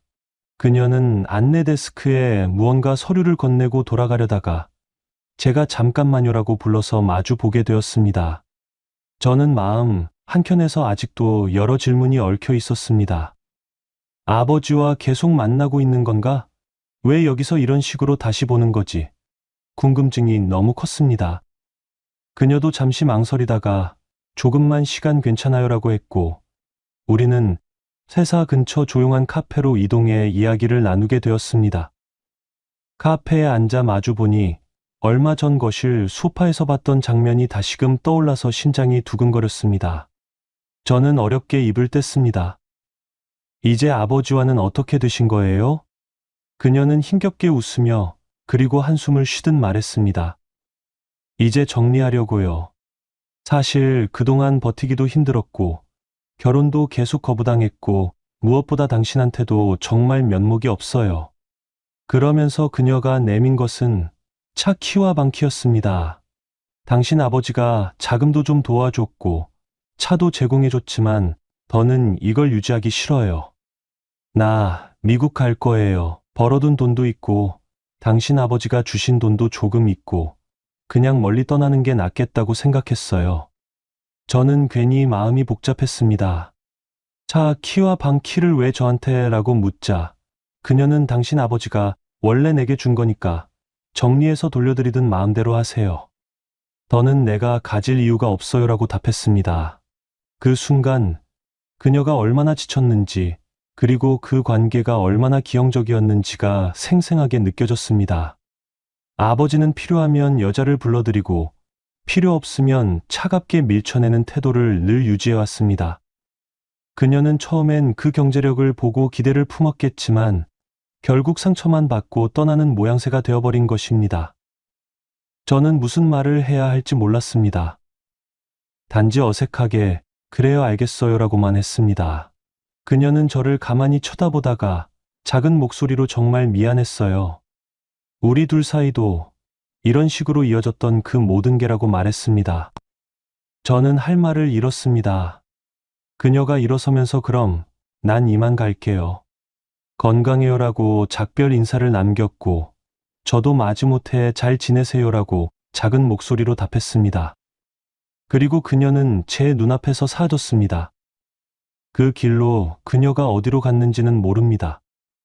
정말로 미국으로 갔는지 혹은 다른 지역으로 옮겼는지 다만 그 후로 그녀에게서 연락이 온 적은 없었습니다. 이후 저는 그녀가 남겨놓고 간 차 키와 방 키를 챙겨 아버지가 출장에서 돌아오길 기다렸습니다. 아버지가 돌아오자마자 저는 그 물건들을 내밀며 간략히 상황을 설명했습니다.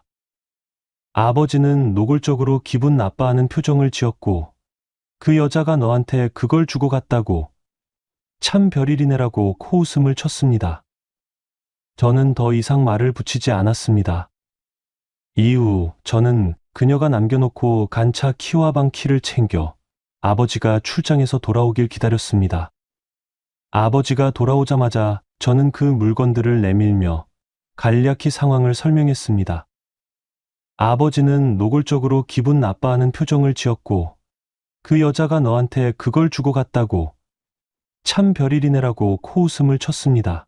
저는 더 이상 말을 붙이지 않았습니다. 아버지가 이미 모든 것을 알면서도 별 관심 없다는 태도를 보이는 게 익숙했거든요. 그 일을 계기로 저는 아버지 사업체에서 본격적으로 일을 배워볼 기회가 생겼습니다. 사실 아버지는 내심 형에게 가업을 물려주길 원했지만 형은 자신의 사업으로 이미 자리를 잡았고 아버지와 스타일이 안 맞는다고 완강히 거부했습니다. 그러면서 형은 저를 따로 불러 차라리 내가 그쪽을 맡아. 내가 계속 밀어내니 아버지가 날 졸라댄다. 너라도 들어가야 아버지가 나를 더 이상 귀찮게 안 할 것 같다고 종용했습니다. 저도 어차피 졸업이 얼마 남지 않았고 취업 문제로 고민하던 참에 아버지 사업을 물려받는 것도 나쁘지 않다고 생각했습니다. 부모를 사랑해서가 아니라 차라리 이 기회를 발판 삼아 제가 주도권을 잡아 미래를 만들어갈 수도 있겠다는 계산이 들었습니다. 형도 내가 회사 잘 키워서 다른 분야로 확장하면 좋지 않겠냐라며 은근히 부추겼습니다. 이 무렵 아버지는 의외로 관대한 태도를 보였습니다. 내가 배우고 싶다면 얼마든지, 대신 내가 하는 방식에 왈가왈부하지 말고 제대로 파고들어라라는 식이었습니다. 회사에는 중간 관리자나 오래 일한 직원들이 있었기에 제가 처음부터 모든 걸 주도할 수는 없었지만 서류 정리부터 해외 바이어와의 미팅 과정까지 차근차근 배우게 되었습니다. 그녀와의 관계는 사실상 비밀로 남았습니다. 아버지도 저도 그녀도 어디 가서 이런 이야기를 떠벌릴 이유가 없었지요. 형이나 주위 사람들도 모릅니다. 단지 형이 어느 날 불쑥 넌 요즘 연애 안 하냐고 물었을 때 저는 어색한 웃음으로 조금 쉬고 있어라고 얼버무렸습니다. 동갑내기 여자친구와도 자연스럽게 멀어졌습니다. 제가 회사 일에 더 시간을 쏟아야 하는 상황이 되자 그녀와의 약속이 자주 취소되었고 끝내는 흐지부지 정리되는 쪽으로 가고 말았습니다. 가끔 밤이 되면 문득 그녀와 보냈던 시간들이 떠오릅니다. 그녀는 늘 묘하게 저를 사로잡았고 한편으론 누구에게도 털어놓기 힘든 슬픔을 간직한 사람처럼 보였습니다. 물론 아버지의 재산과 지위를 보고 접근했을 수도 있지만 그것만으로 설명하기엔 그녀가 보여준 감정들이 너무 진실해 보이던 순간도 있었습니다. 아버지는 여전히 자기 뜻대로 움직이는 인물입니다. 회사 내에서도 독단적인 결정을 내리는 편이고 저와 부딪힐 때도 많습니다. 다만 예전처럼 저를 막무가내로 대하지는 않습니다. 제가 20대 중후반에 들어서면서 아버지도 저를 철부지가 아닌 함께 일할 파트너 혹은 후계자 정도로 여기는 것 같았습니다. 물론 아버지의 본성여자 문제나 폭력적 언행이 완전히 사라진 건 아니지만 적어도 표면적으로는 회사의 이미지 관리 차원에서 절제하는 모습을 보이기도 합니다. 그녀에 대한 이야기는 더 이상 집안에서 언급되지 않습니다.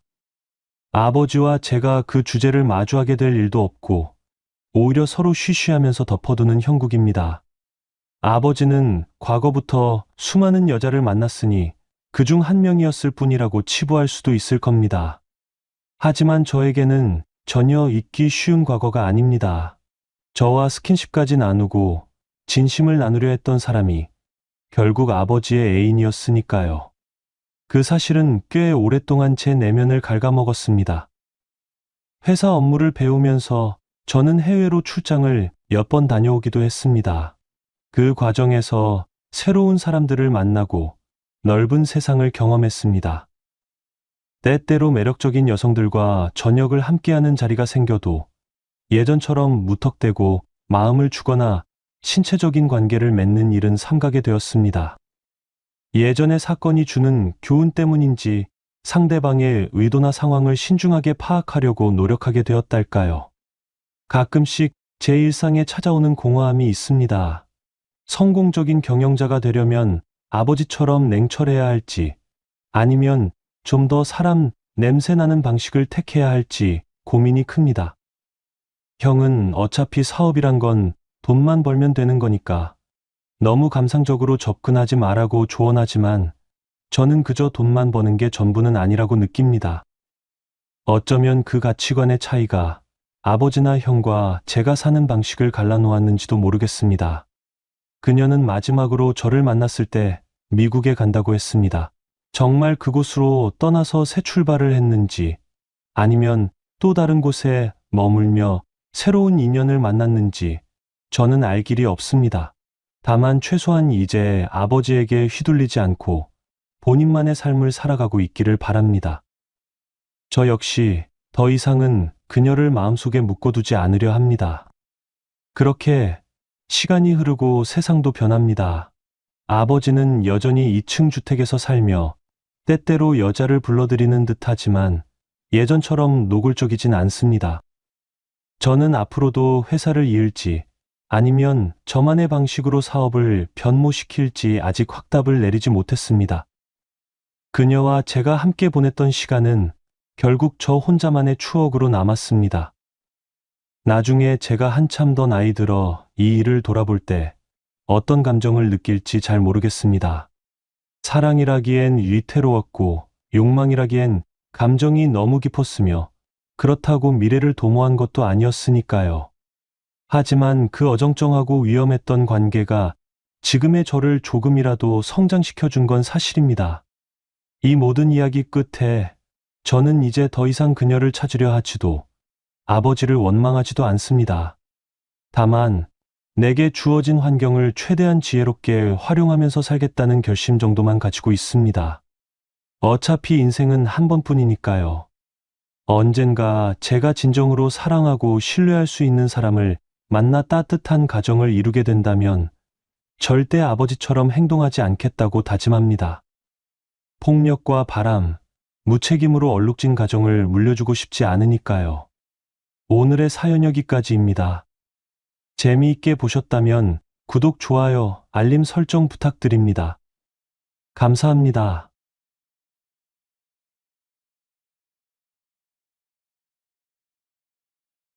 안녕하세요. 사연사무소에 오신 것을 환영합니다. 오늘의 사연입니다. 제가 30대 중반, 결혼 4년 차의 남성입니다. 제 아내는 저보다 3살 많고 뛰어난 미모는 아니지만 주변에서 따르는 남자들이 많았습니다. 사실 저는 이 결혼을 하기 전부터 여러 가지 복잡한 감정으로 가득 차 있었습니다. 아내가 처음부터 제 여자가 될 거라고 확신한 것은 아니었지만 제가 회사를 들어가고 그녀와 같은 팀에서 일을 배우게 되면서부터 조금씩 마음을 갖게 되었던 것 같습니다. 처음 아내를 만났을 때 저는 막 신입사원으로 들어간 풋내기였고 그녀는 제 직속 선배였습니다. 실무를 지도해주던 아내의 모습은 상당히 프로페셔널했고 적절한 긴장감과 책임감이 느껴졌습니다. 그녀가 보고서를 검토하는 모습이라든가 거래처와의 통화를 깔끔하게 마무리하는 장면을 보면 정말 멋진 여자구나 하고 생각하기도 했습니다. 어쩌면 그때부터 저는 아내에게 막연한 존경심을 품었던 것 같습니다. 하지만 어느 날 그녀가 회사 앞 주차장에서 누군가와 차를 타고 떠나는 모습을 봤는데 그때 차 안에서 서로 가볍게 키스하고 웃고 떠드는 장면이 제 눈에 들어왔습니다. 마음 한편이 이상하게 쓰렸는데 곧바로 남자친구가 있구나라는 생각이 스쳤습니다. 그러다 보니 자연스럽게 실망감이 따라왔습니다. 그때 왜 그렇게 실망감이 크게 다가왔는지 저도 잘 모르겠습니다. 사람 마음이란 참 묘하더군요. 그런데 참 사람 일이라는 건 예상치 못한 곳에서 변곡점을 맞게 되는 법이더군요. 그녀와 함께 프로젝트를 진행하며 시간을 보내는 일이 잦아졌고 자연스럽게 대화가 늘어나기 시작했습니다. 모르는 걸 질문하면 아내는 친절하면서도 깐깐하게 설명해 주었고 회사 생활의 노하우나 인간관계에서 주의할 점도 하나하나 알려주었습니다. 그러면서도 어느 날은 오늘도 야근인가요? 너무 무리하지 마세요라고 걱정 어린 말을 건네기도 했습니다. 그런 사소한 배려가 제 마음을 자꾸만 흔들었습니다. 시간이 흘수록 저는 아내를 향한 호감이 무르익었지만 이미 남자친구가 있는 사람에게 함부로 다가가는 건 예의가 아니라고 생각했습니다. 그녀 역시 자신의 연애 이야기를 사석에서 드러내진 않았지만 한 번은 제가 슬쩍 선배는 어떤 남자 좋아하세요? 라고 물었더니 1년 넘게 만나고 있는 남자친구가 있다고 조심스럽게 얘기하더군요. 그때 저는 더욱 힘들어졌습니다. 이미 마음은 깊어지고 있는데 현실적인 상황은 제가 끼어들 틈이 없어 보였기 때문입니다. 하지만 사람 마음이 참 간사한지라 저는 그녀에게 오히려 더 관심을 갖게 되었습니다.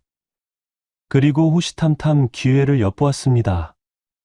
그녀가 남자친구와 잘 지내는지, 혹시 힘든 일은 없는지 살펴보면서도 제 속마음을 숨기려 애썼습니다. 어느 날 점심시간에 그녀와 둘이서 식사를 하고 회사로 복귀하던 길이었습니다. 엘리베이터 앞에서 그녀 휴대전화가 울렸는데 화면을 보니 남자친구로부터 온 전화였습니다. 그녀는 저를 보고 먼저 올라가세요라며 살짝 미소 지었지만 미소 뒤에는 어딘가 모르게 피로감이 서려 있었습니다. 직감적으로 뭔가 심상치 않다는 생각이 들었습니다. 그래서 저는 2층에서 내린 뒤 계단을 통해 몰래 다시 내려가 보았습니다. 1층 계단실 입구 쪽에서 그녀가 통화를 하고 있었는데 내용이 심각했습니다. 결혼을 앞두고 있었다는 사실을 그때 확실히 알게 되었고 집 마련 문제, 대출 문제, 양가 부모님 사이의 갈등 등 현실적인 문제들이 산적해 있었습니다. 그녀는 점점 짜증이 섞인 목소리로 왜 그것도 못해줘? 나도 어느 정도는 맞추고 있는데 너는 왜 계속 미루기만 해? 라며 남자친구에게 토로하고 있었습니다. 남자친구 쪽에서 어떤 말을 했는지 정확히 들리진 않았지만 결혼 준비가 순탄치 않아 보였습니다. 그리고 대화의 끝은 서로 감정이 격해져서 고성이 오가다 뚝 끊기는 것으로 끝났습니다.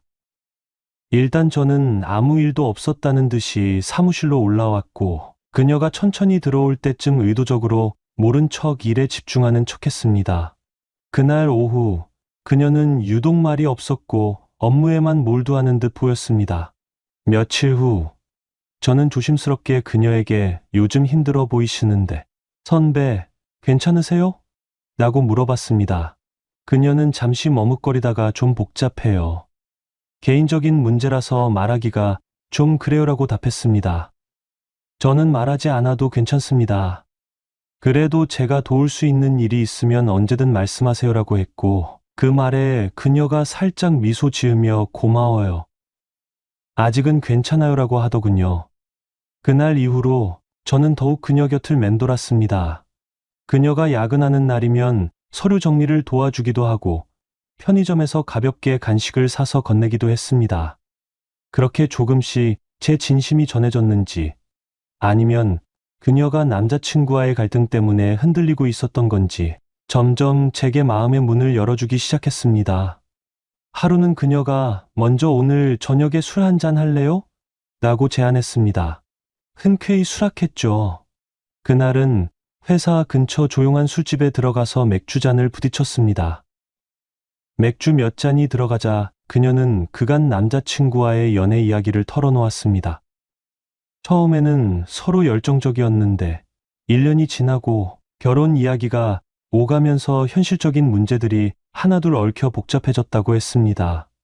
무엇보다 경제적인 부분, 그리고 서로의 부모님이 결혼에 대해 갖고 있는 요구사항이 너무 달라서 갈등이 커지고 있다고 하더군요. 저는 그녀를 위로해 주었습니다. 물론 제 말에는 어느 정도 그녀의 남자친구를 깎아내리려는 의도가 숨겨져 있었습니다. 하지만 그때는 저도 그녀를 갖고 싶다는 열망이 컸으니까요. 시간이 지나면서 그녀의 남자친구가 점점 무책임해 보이는 모습이 드러났습니다. 결혼을 미룬다거나 집 문제를 자꾸만 뒤로 미루고 확실한 계획을 내놓지 않는 등 그녀가 원하는 수준의 안정감을 제공해주지 못했습니다. 반면 저는 부모님이 미리 증여해 주신 집이 있었기에 어느 정도 금전적인 기반이 갖춰져 있었습니다. 이런 상황에서 그녀가 흔들리는 것은 어쩌면 당연한 일이었습니다. 그러던 어느 날 회사에서 프로젝트가 끝난 뒤 뒤풀이 자리가 있었습니다. 동료들이 모두 술자리에서 떠들썩하게 웃고 떠드는 와중에도 그녀는 어느 순간 조용히 제게 말을 걸었습니다. 저 일찍 좀 나갈래요. 좀 답답해서. 그래서 저는 슬쩍 동료들에게 선배가 몸이 좀 안 좋은 것 같아서 제가 먼저 모셔다 드리고 오겠습니다라며 자리를 떴습니다. 밖에 나오자마자 그녀는 한숨을 크게 내쉬더니 우리 그냥 택시 타지 말고 걸을까요? 머리 좀 식히고 싶어요라고 했습니다. 저는 좋다고 했고 시원한 밤바람을 맞으며 20분 정도 걸었습니다. 걸으면서 나눈 대화 속에서 그녀가 남자친구와 거의 이별을 생각하고 있다는 사실을 확인했습니다. 결혼이 이렇게 힘들 줄 몰랐어요. 같이 미래를 그리는 게 아니라 계속 다투기만 하는 걸 보면 이게 맞나 싶기도 하고 라고 하더군요. 저는 그 말에 드디어 때가 왔구나라고 생각하면서도 겉으로는 공감과 위로를 표하며 최대한 신중하게 접근했습니다. 선배가 원하는 게 당연한 거예요. 안정적이고 서로를 배려해 줄 수 있는 사람이 필요하잖아요. 결혼은 그냥 사랑만으로는 안 되는 부분도 많으니까요. 이런 식으로 말하면서 은근슬쩍 제 상황을 어필했죠. 집이 이미 있고 부모님이 든든하게 지원해 주신다는 이야기도 슬쩍 흘렸습니다. 그 후부터 그녀와 저는 점차 더 가까워졌습니다. 어느 순간부터는 그녀도 남자친구와의 연락을 점점 덜 하는 듯 보였고 저와 함께하는 시간은 많아졌습니다. 때로는 그녀가 먼저 오늘은 밥 같이 먹을래요? 라고 물어올 정도였습니다. 저는 그럴 때마다 기쁜 마음으로 그녀와 식사를 하고 대화를 하면서 점점 더 깊은 정을 쌓아갔습니다. 결국 그녀와 남자친구는 크게 다투고 나서 결혼을 전제로 한 관계를 정리하게 되었습니다. 사실 그 다툼의 구체적인 내용까지는 모르지만 집 문제와 대출 문제, 부모님 문제 등이 종합되어 서로 참다 못해 폭발했다고 들었습니다. 그리고 그 틈새로 저는 더욱 적극적으로 그녀에게 다가갔습니다. 매일같이 전화를 하고 출근길에 그녀가 살던 원룸 앞까지 차로 데리러 가기도 하고 주말이면 외곽으로 드라이브를 가서 바람을 쐬며 일상의 스트레스를 풀 수 있도록 했습니다. 그 과정에서 우리는 서로가 이제는 단순한 선후배 관계가 아니라 연인이 되어가고 있다는 걸 느꼈습니다. 그렇게 연애를 시작하고 나니 주위 동료들은 다소 놀라워했습니다. 회사에서 가장 예쁘다고 소문난 사람은 아니었지만 그래도 미소가 예쁘고 일 잘하기로 소문이 나 있던 선배였으니까요. 그리고 저 역시 한참 어리숙한 신입으로 인식되어 있었는데 그런 제가 그녀를 사로잡았다는 것이 신기했나 봅니다.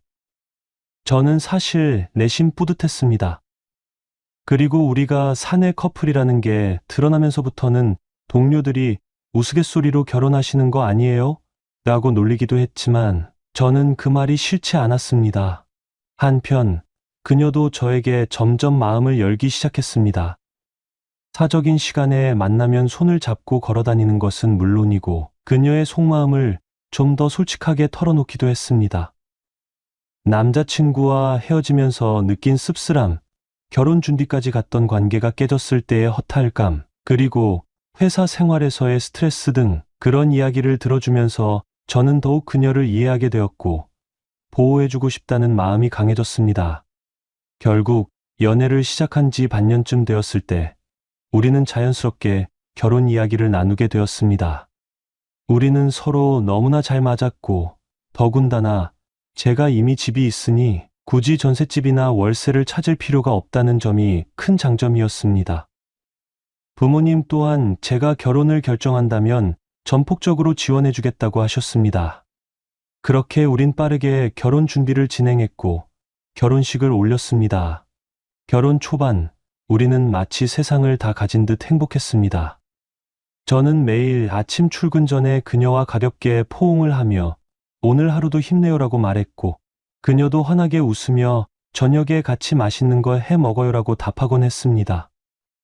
하지만 그 행복은 그렇게 오래가지 못했습니다. 얼마 지나지 않아 아내가 임신을 하게 되었고 임신 초기부터 입덧과 여러 몸의 변화로 인해 힘들어했습니다.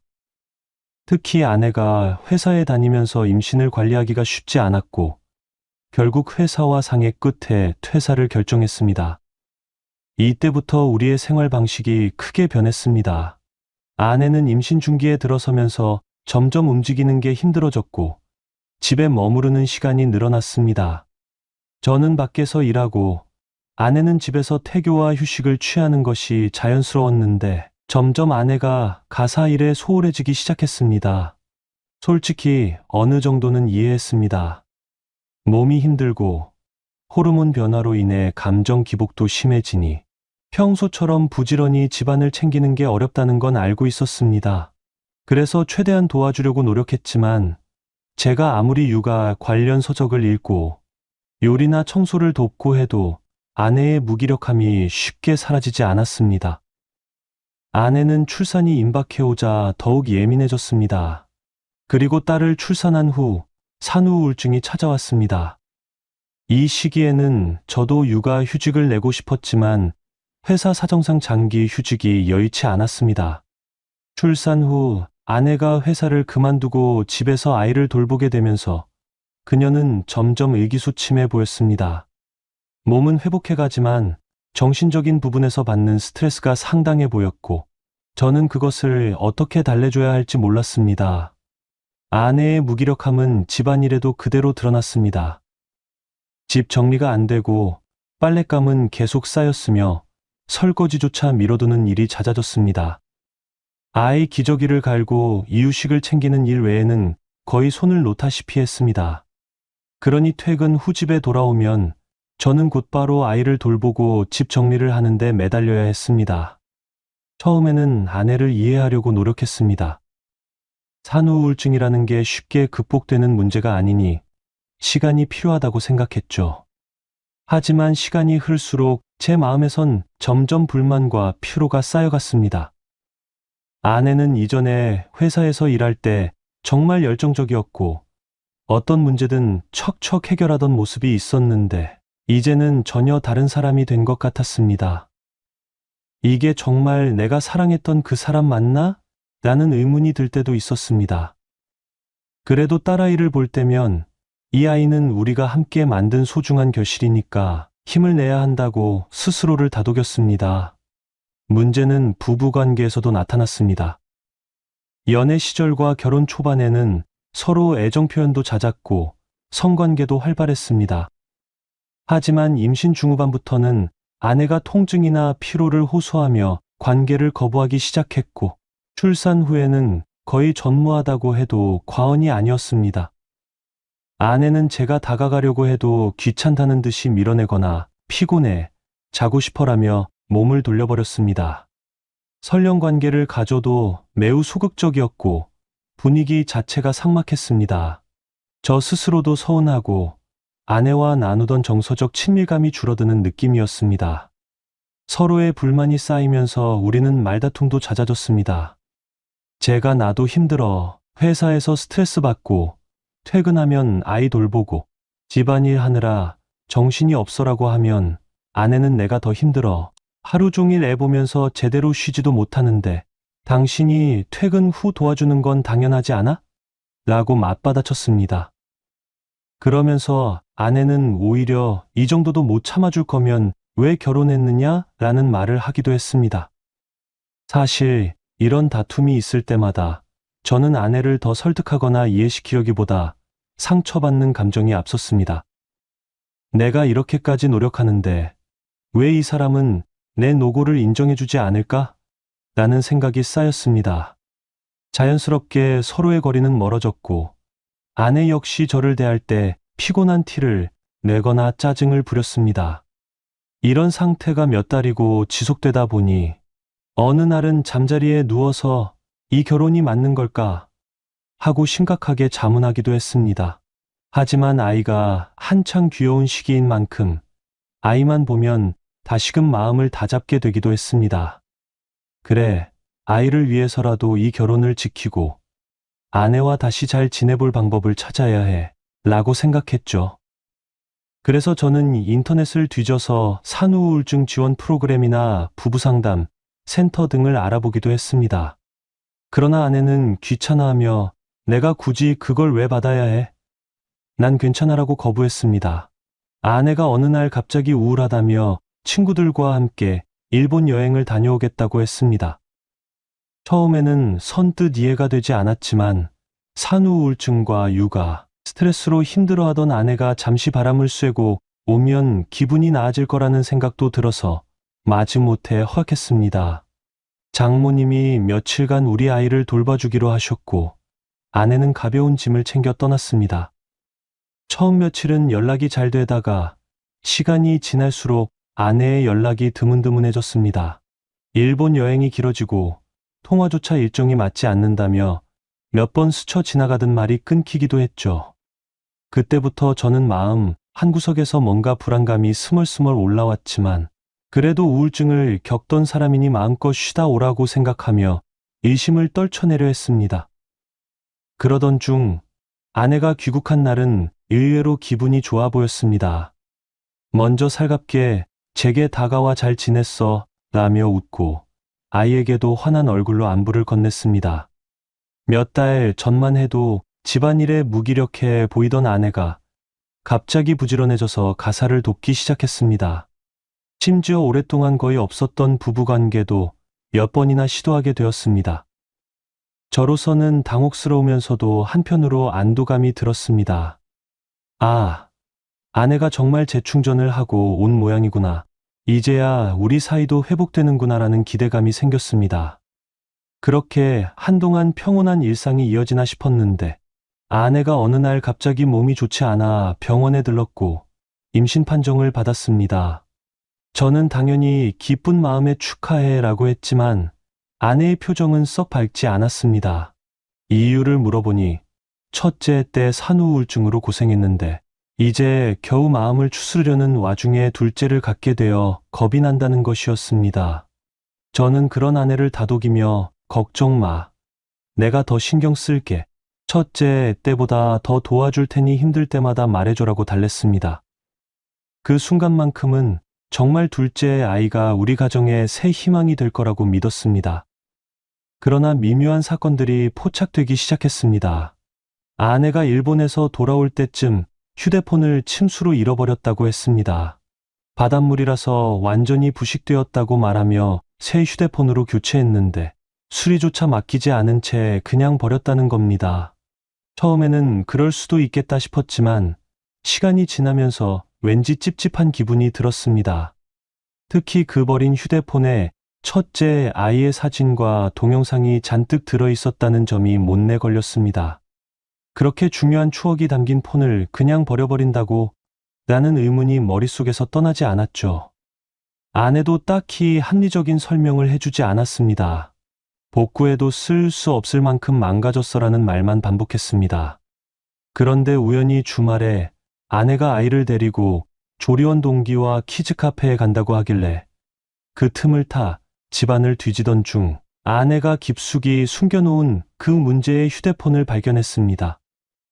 아내 말과 달리 아예 사라진 게 아니라 집 안 한 구석에 감춰져 있었습니다. 그 순간 심장이 쿵쾅거렸습니다. 정말로 바닷물에 완전히 부식되었으면 왜 이런 식으로 숨겨둘까 하는 불안감이 밀려들었습니다.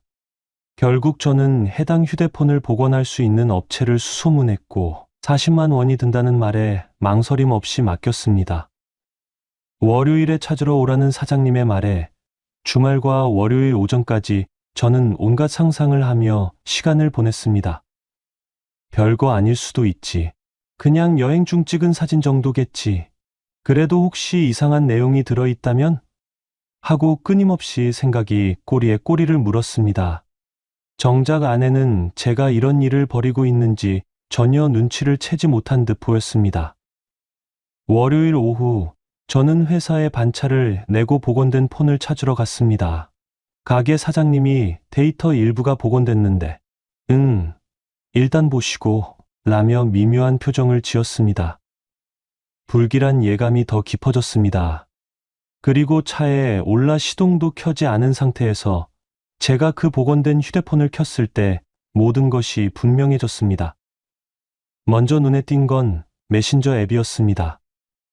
흔히 쓰는 카톡이나 라인이 아니라 생전 처음 보는 낯선 아이콘이 폴더 한 구석에 숨어 있었습니다. 호기심과 두려운 마음에 그 앱을 열어보니 아내와 어떤 남자가 나눈 대화 기록이 가득했습니다.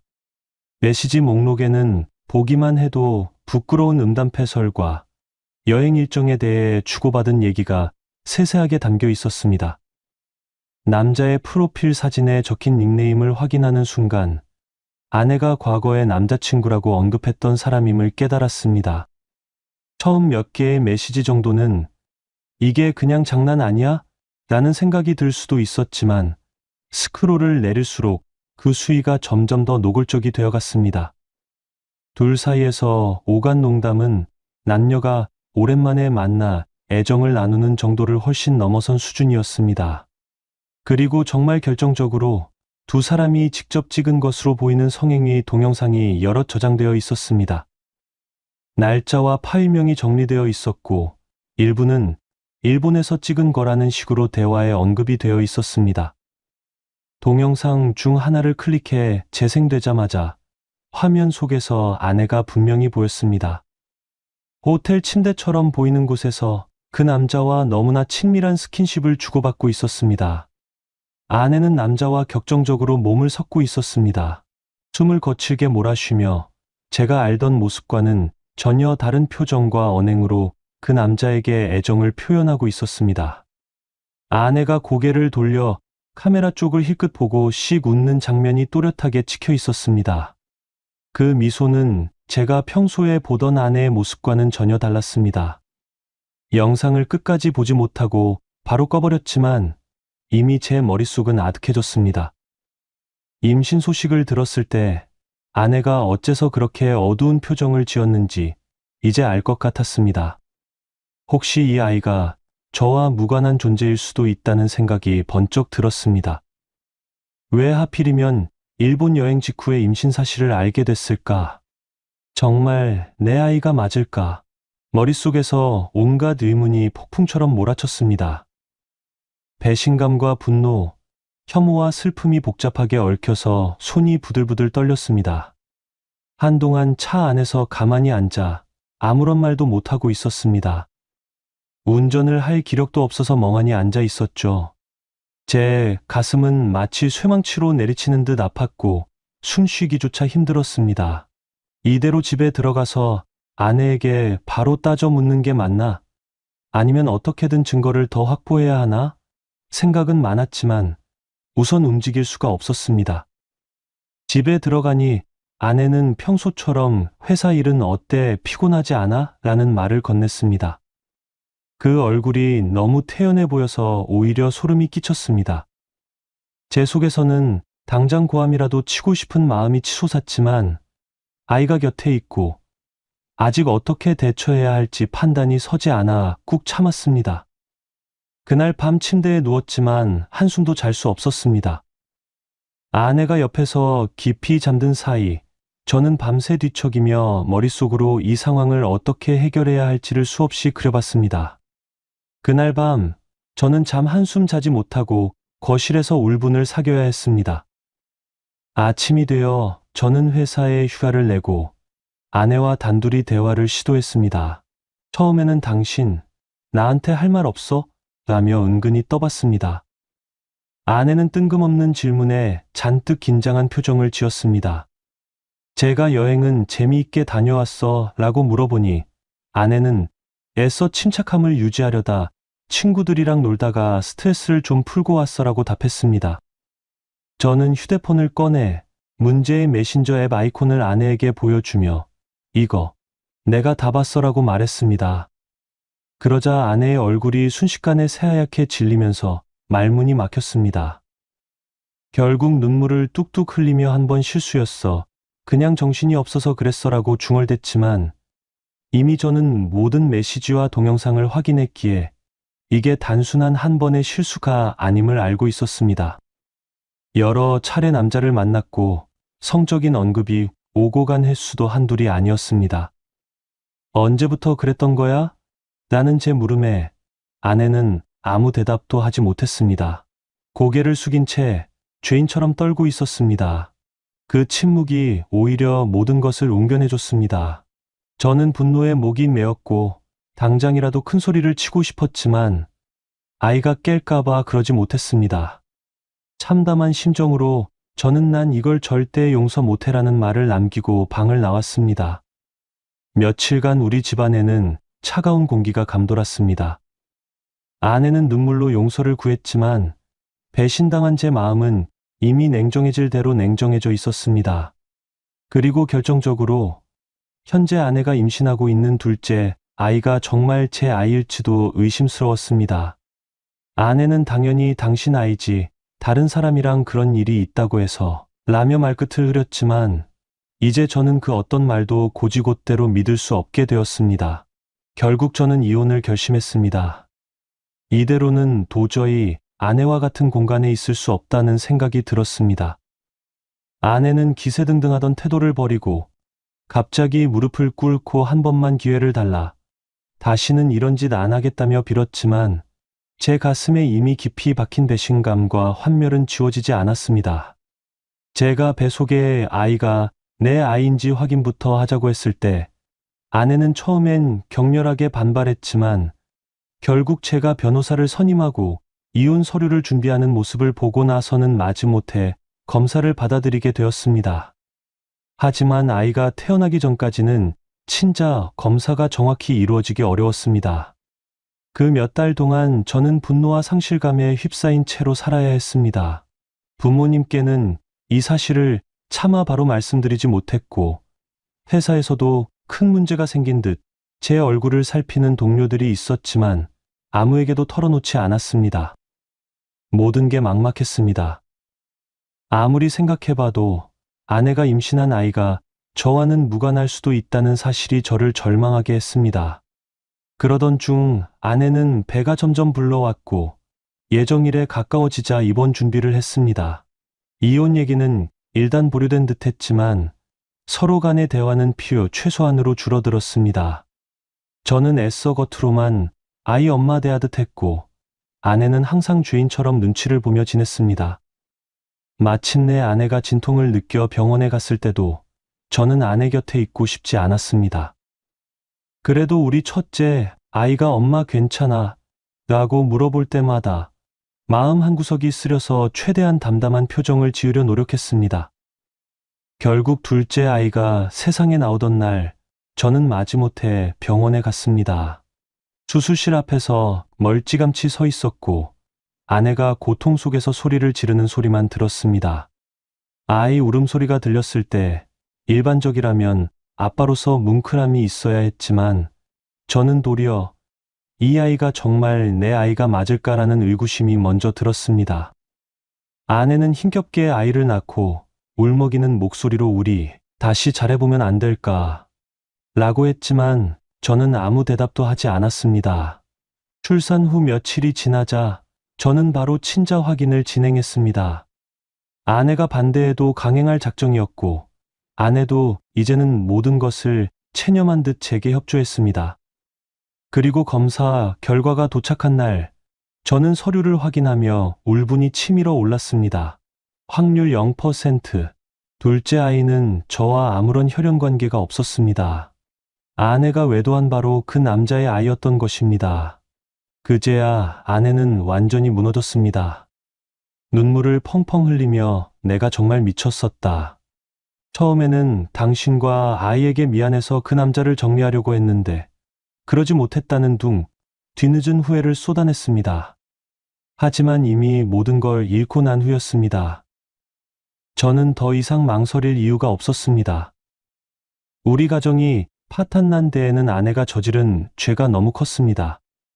저는 아내에게 이제 우린 끝이야라고 단호히 말했습니다. 이 소식을 들은 아내의 부모님과 제 부모님이 부랴부랴 집으로 달려왔습니다. 장인어른은 처음에는 아내를 호되게 꾸짖다가 곧 저에게도 그래도 아이들을 생각해서 한 번만 더 기회를 주면 안 되겠느냐고 사정했습니다. 제 부모님도 손주들 생각에 갈등이 컸습니다. 첫째 아이는 분명 제 아이였고 아내와 관계가 완전히 깨지면 아이가 상처받을 테니까요. 그러나 저는 이미 몇 달을 고뇌하고 영상을 보고 대화 내용을 확인하면서 진작에 마음이 떠나 있었습니다. 결국 이혼을 결심한 저는 변호사를 통해 법적 절차에 착수했습니다. 아내는 정말 잘못했다며 오열하고 둘째 아이를 안고 이 아이가 무슨 죄냐며 울었지만 저는 그 아이가 제 아이가 아니라는 사실이 확인된 이상 어떤 책임도 질 수 없다고 판단했습니다. 오히려 그 아이를 볼 때마다 아내가 다른 남자와 촬영까지 하며 쾌락을 즐겼다는 사실이 떠올라 분노가 치밀었습니다. 법원에서는 제 사정을 고려해 첫째 아이 양육권을 아내 쪽에 두고 제가 면접 교섭권을 갖는 것으로 조정하자는 안을 제시했습니다. 저 역시 혼자서 아이를 키울 준비가 되어 있지 않았고 아이가 아직 어리니 엄마의 손길이 필요하다는 판단이었습니다. 그렇게 합의하는 데에도 꽤 오랜 시간이 걸렸습니다. 부모님이나 장인장모님 모두 막판까지 결별을 막으려 했지만 이미 서로 간의 신뢰가 완전히 깨진 상태였기에 더 이상 되돌아갈 길이 없었습니다. 결국 재판을 거쳐 이혼 판결이 났고 우리는 법적으로 남남이 되었습니다. 아내는 마지막으로 사인을 하며 정말 미안하다. 아이에게만큼은 좋은 아빠가 되어달라고 울먹였지만 제가 냉랭한 태도로 서류를 집어들었을 때 그 눈물은 이미 제 마음에 아무런 파동도 일으키지 못했습니다. 그 후 저는 부모님 집에서 지내면서 한 달에 몇 번씩 약속된 날에만 첫째 아이를 만나고 있습니다. 아이가 아빠, 왜 엄마랑 같이 안 살아? 라고 물어볼 때마다 저는 어른들 사정이 있어서 그래. 그래도 아빠는 항상 널 사랑해라고 애써 설명하지만 아이가 더 자라서 상황을 알게 되면 어떤 반응을 보일지 걱정입니다. 아내는 둘째 아이를 키우고 있지만 그 아이의 아빠는 책임질 마음이 없으며 그 남자와는 이미 연락이 끊긴 것 같다고도 하더군요. 장인장모님은 그 아이도 결국은 자신들의 손주이기에 돌봐주고 있지만 분노와 슬픔이 뒤섞인 복잡한 감정에 시달리고 있다고 합니다. 결국 이 파국은 아내의 외도로부터 시작되었고 가장 큰 희생자는 저와 아이들 그리고 양가 부모님이 되어버린 셈입니다. 솔직히 아직도 가슴 한편이 무겁습니다.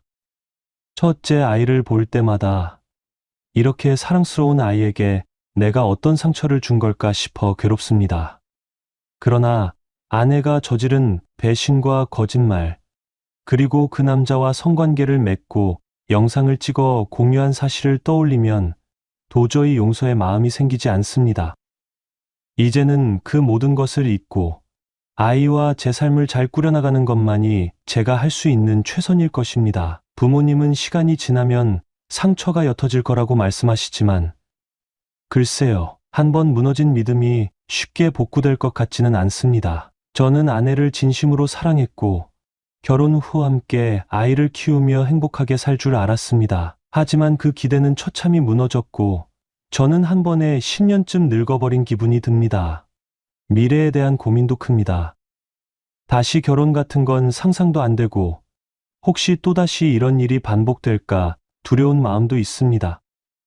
그렇다고 해서 우울감에 빠져 있을 수도 없습니다. 저에게는 아직 한창 자라야 할 아이가 있고 아이의 아빠로서 책임을 다해야 하니까요. 제가 이혼을 택하기까지 과정은 너무나 고통스러웠지만 그 결정 자체를 후회하진 않습니다. 이미 가족이라는 틀이 깨져버렸고 제가 아내와 계속 함께 있었다면 감정적으로나 정신적으로나 모두가 더 큰 지옥을 경험했을 것입니다. 저는 이제 아이와의 추억을 차곡차곡 쌓아가며 힘들지만 새로운 인생을 살려고 합니다. 아이를 만나러 갈 때마다 짧은 시간이지만 함께 놀아주고 아이가 원하는 걸 사주기도 하며 애정을 표현하려고 합니다. 제 잘못이 아니어도 이혼으로 인한 책임감과 죄책감은 제 몫이니까요. 제 마음 한구석에는 아직도 상처가 깊게 배어 있겠지만 시간이 흐르면 언젠가는 조금씩 아물어가리라 믿어봅니다. 이렇게 길고도 복잡한 이야기를 털어놓았습니다. 오늘의 사연 여기까지입니다. 재미있게 보셨다면 구독, 좋아요, 알림 설정 부탁드립니다. 감사합니다.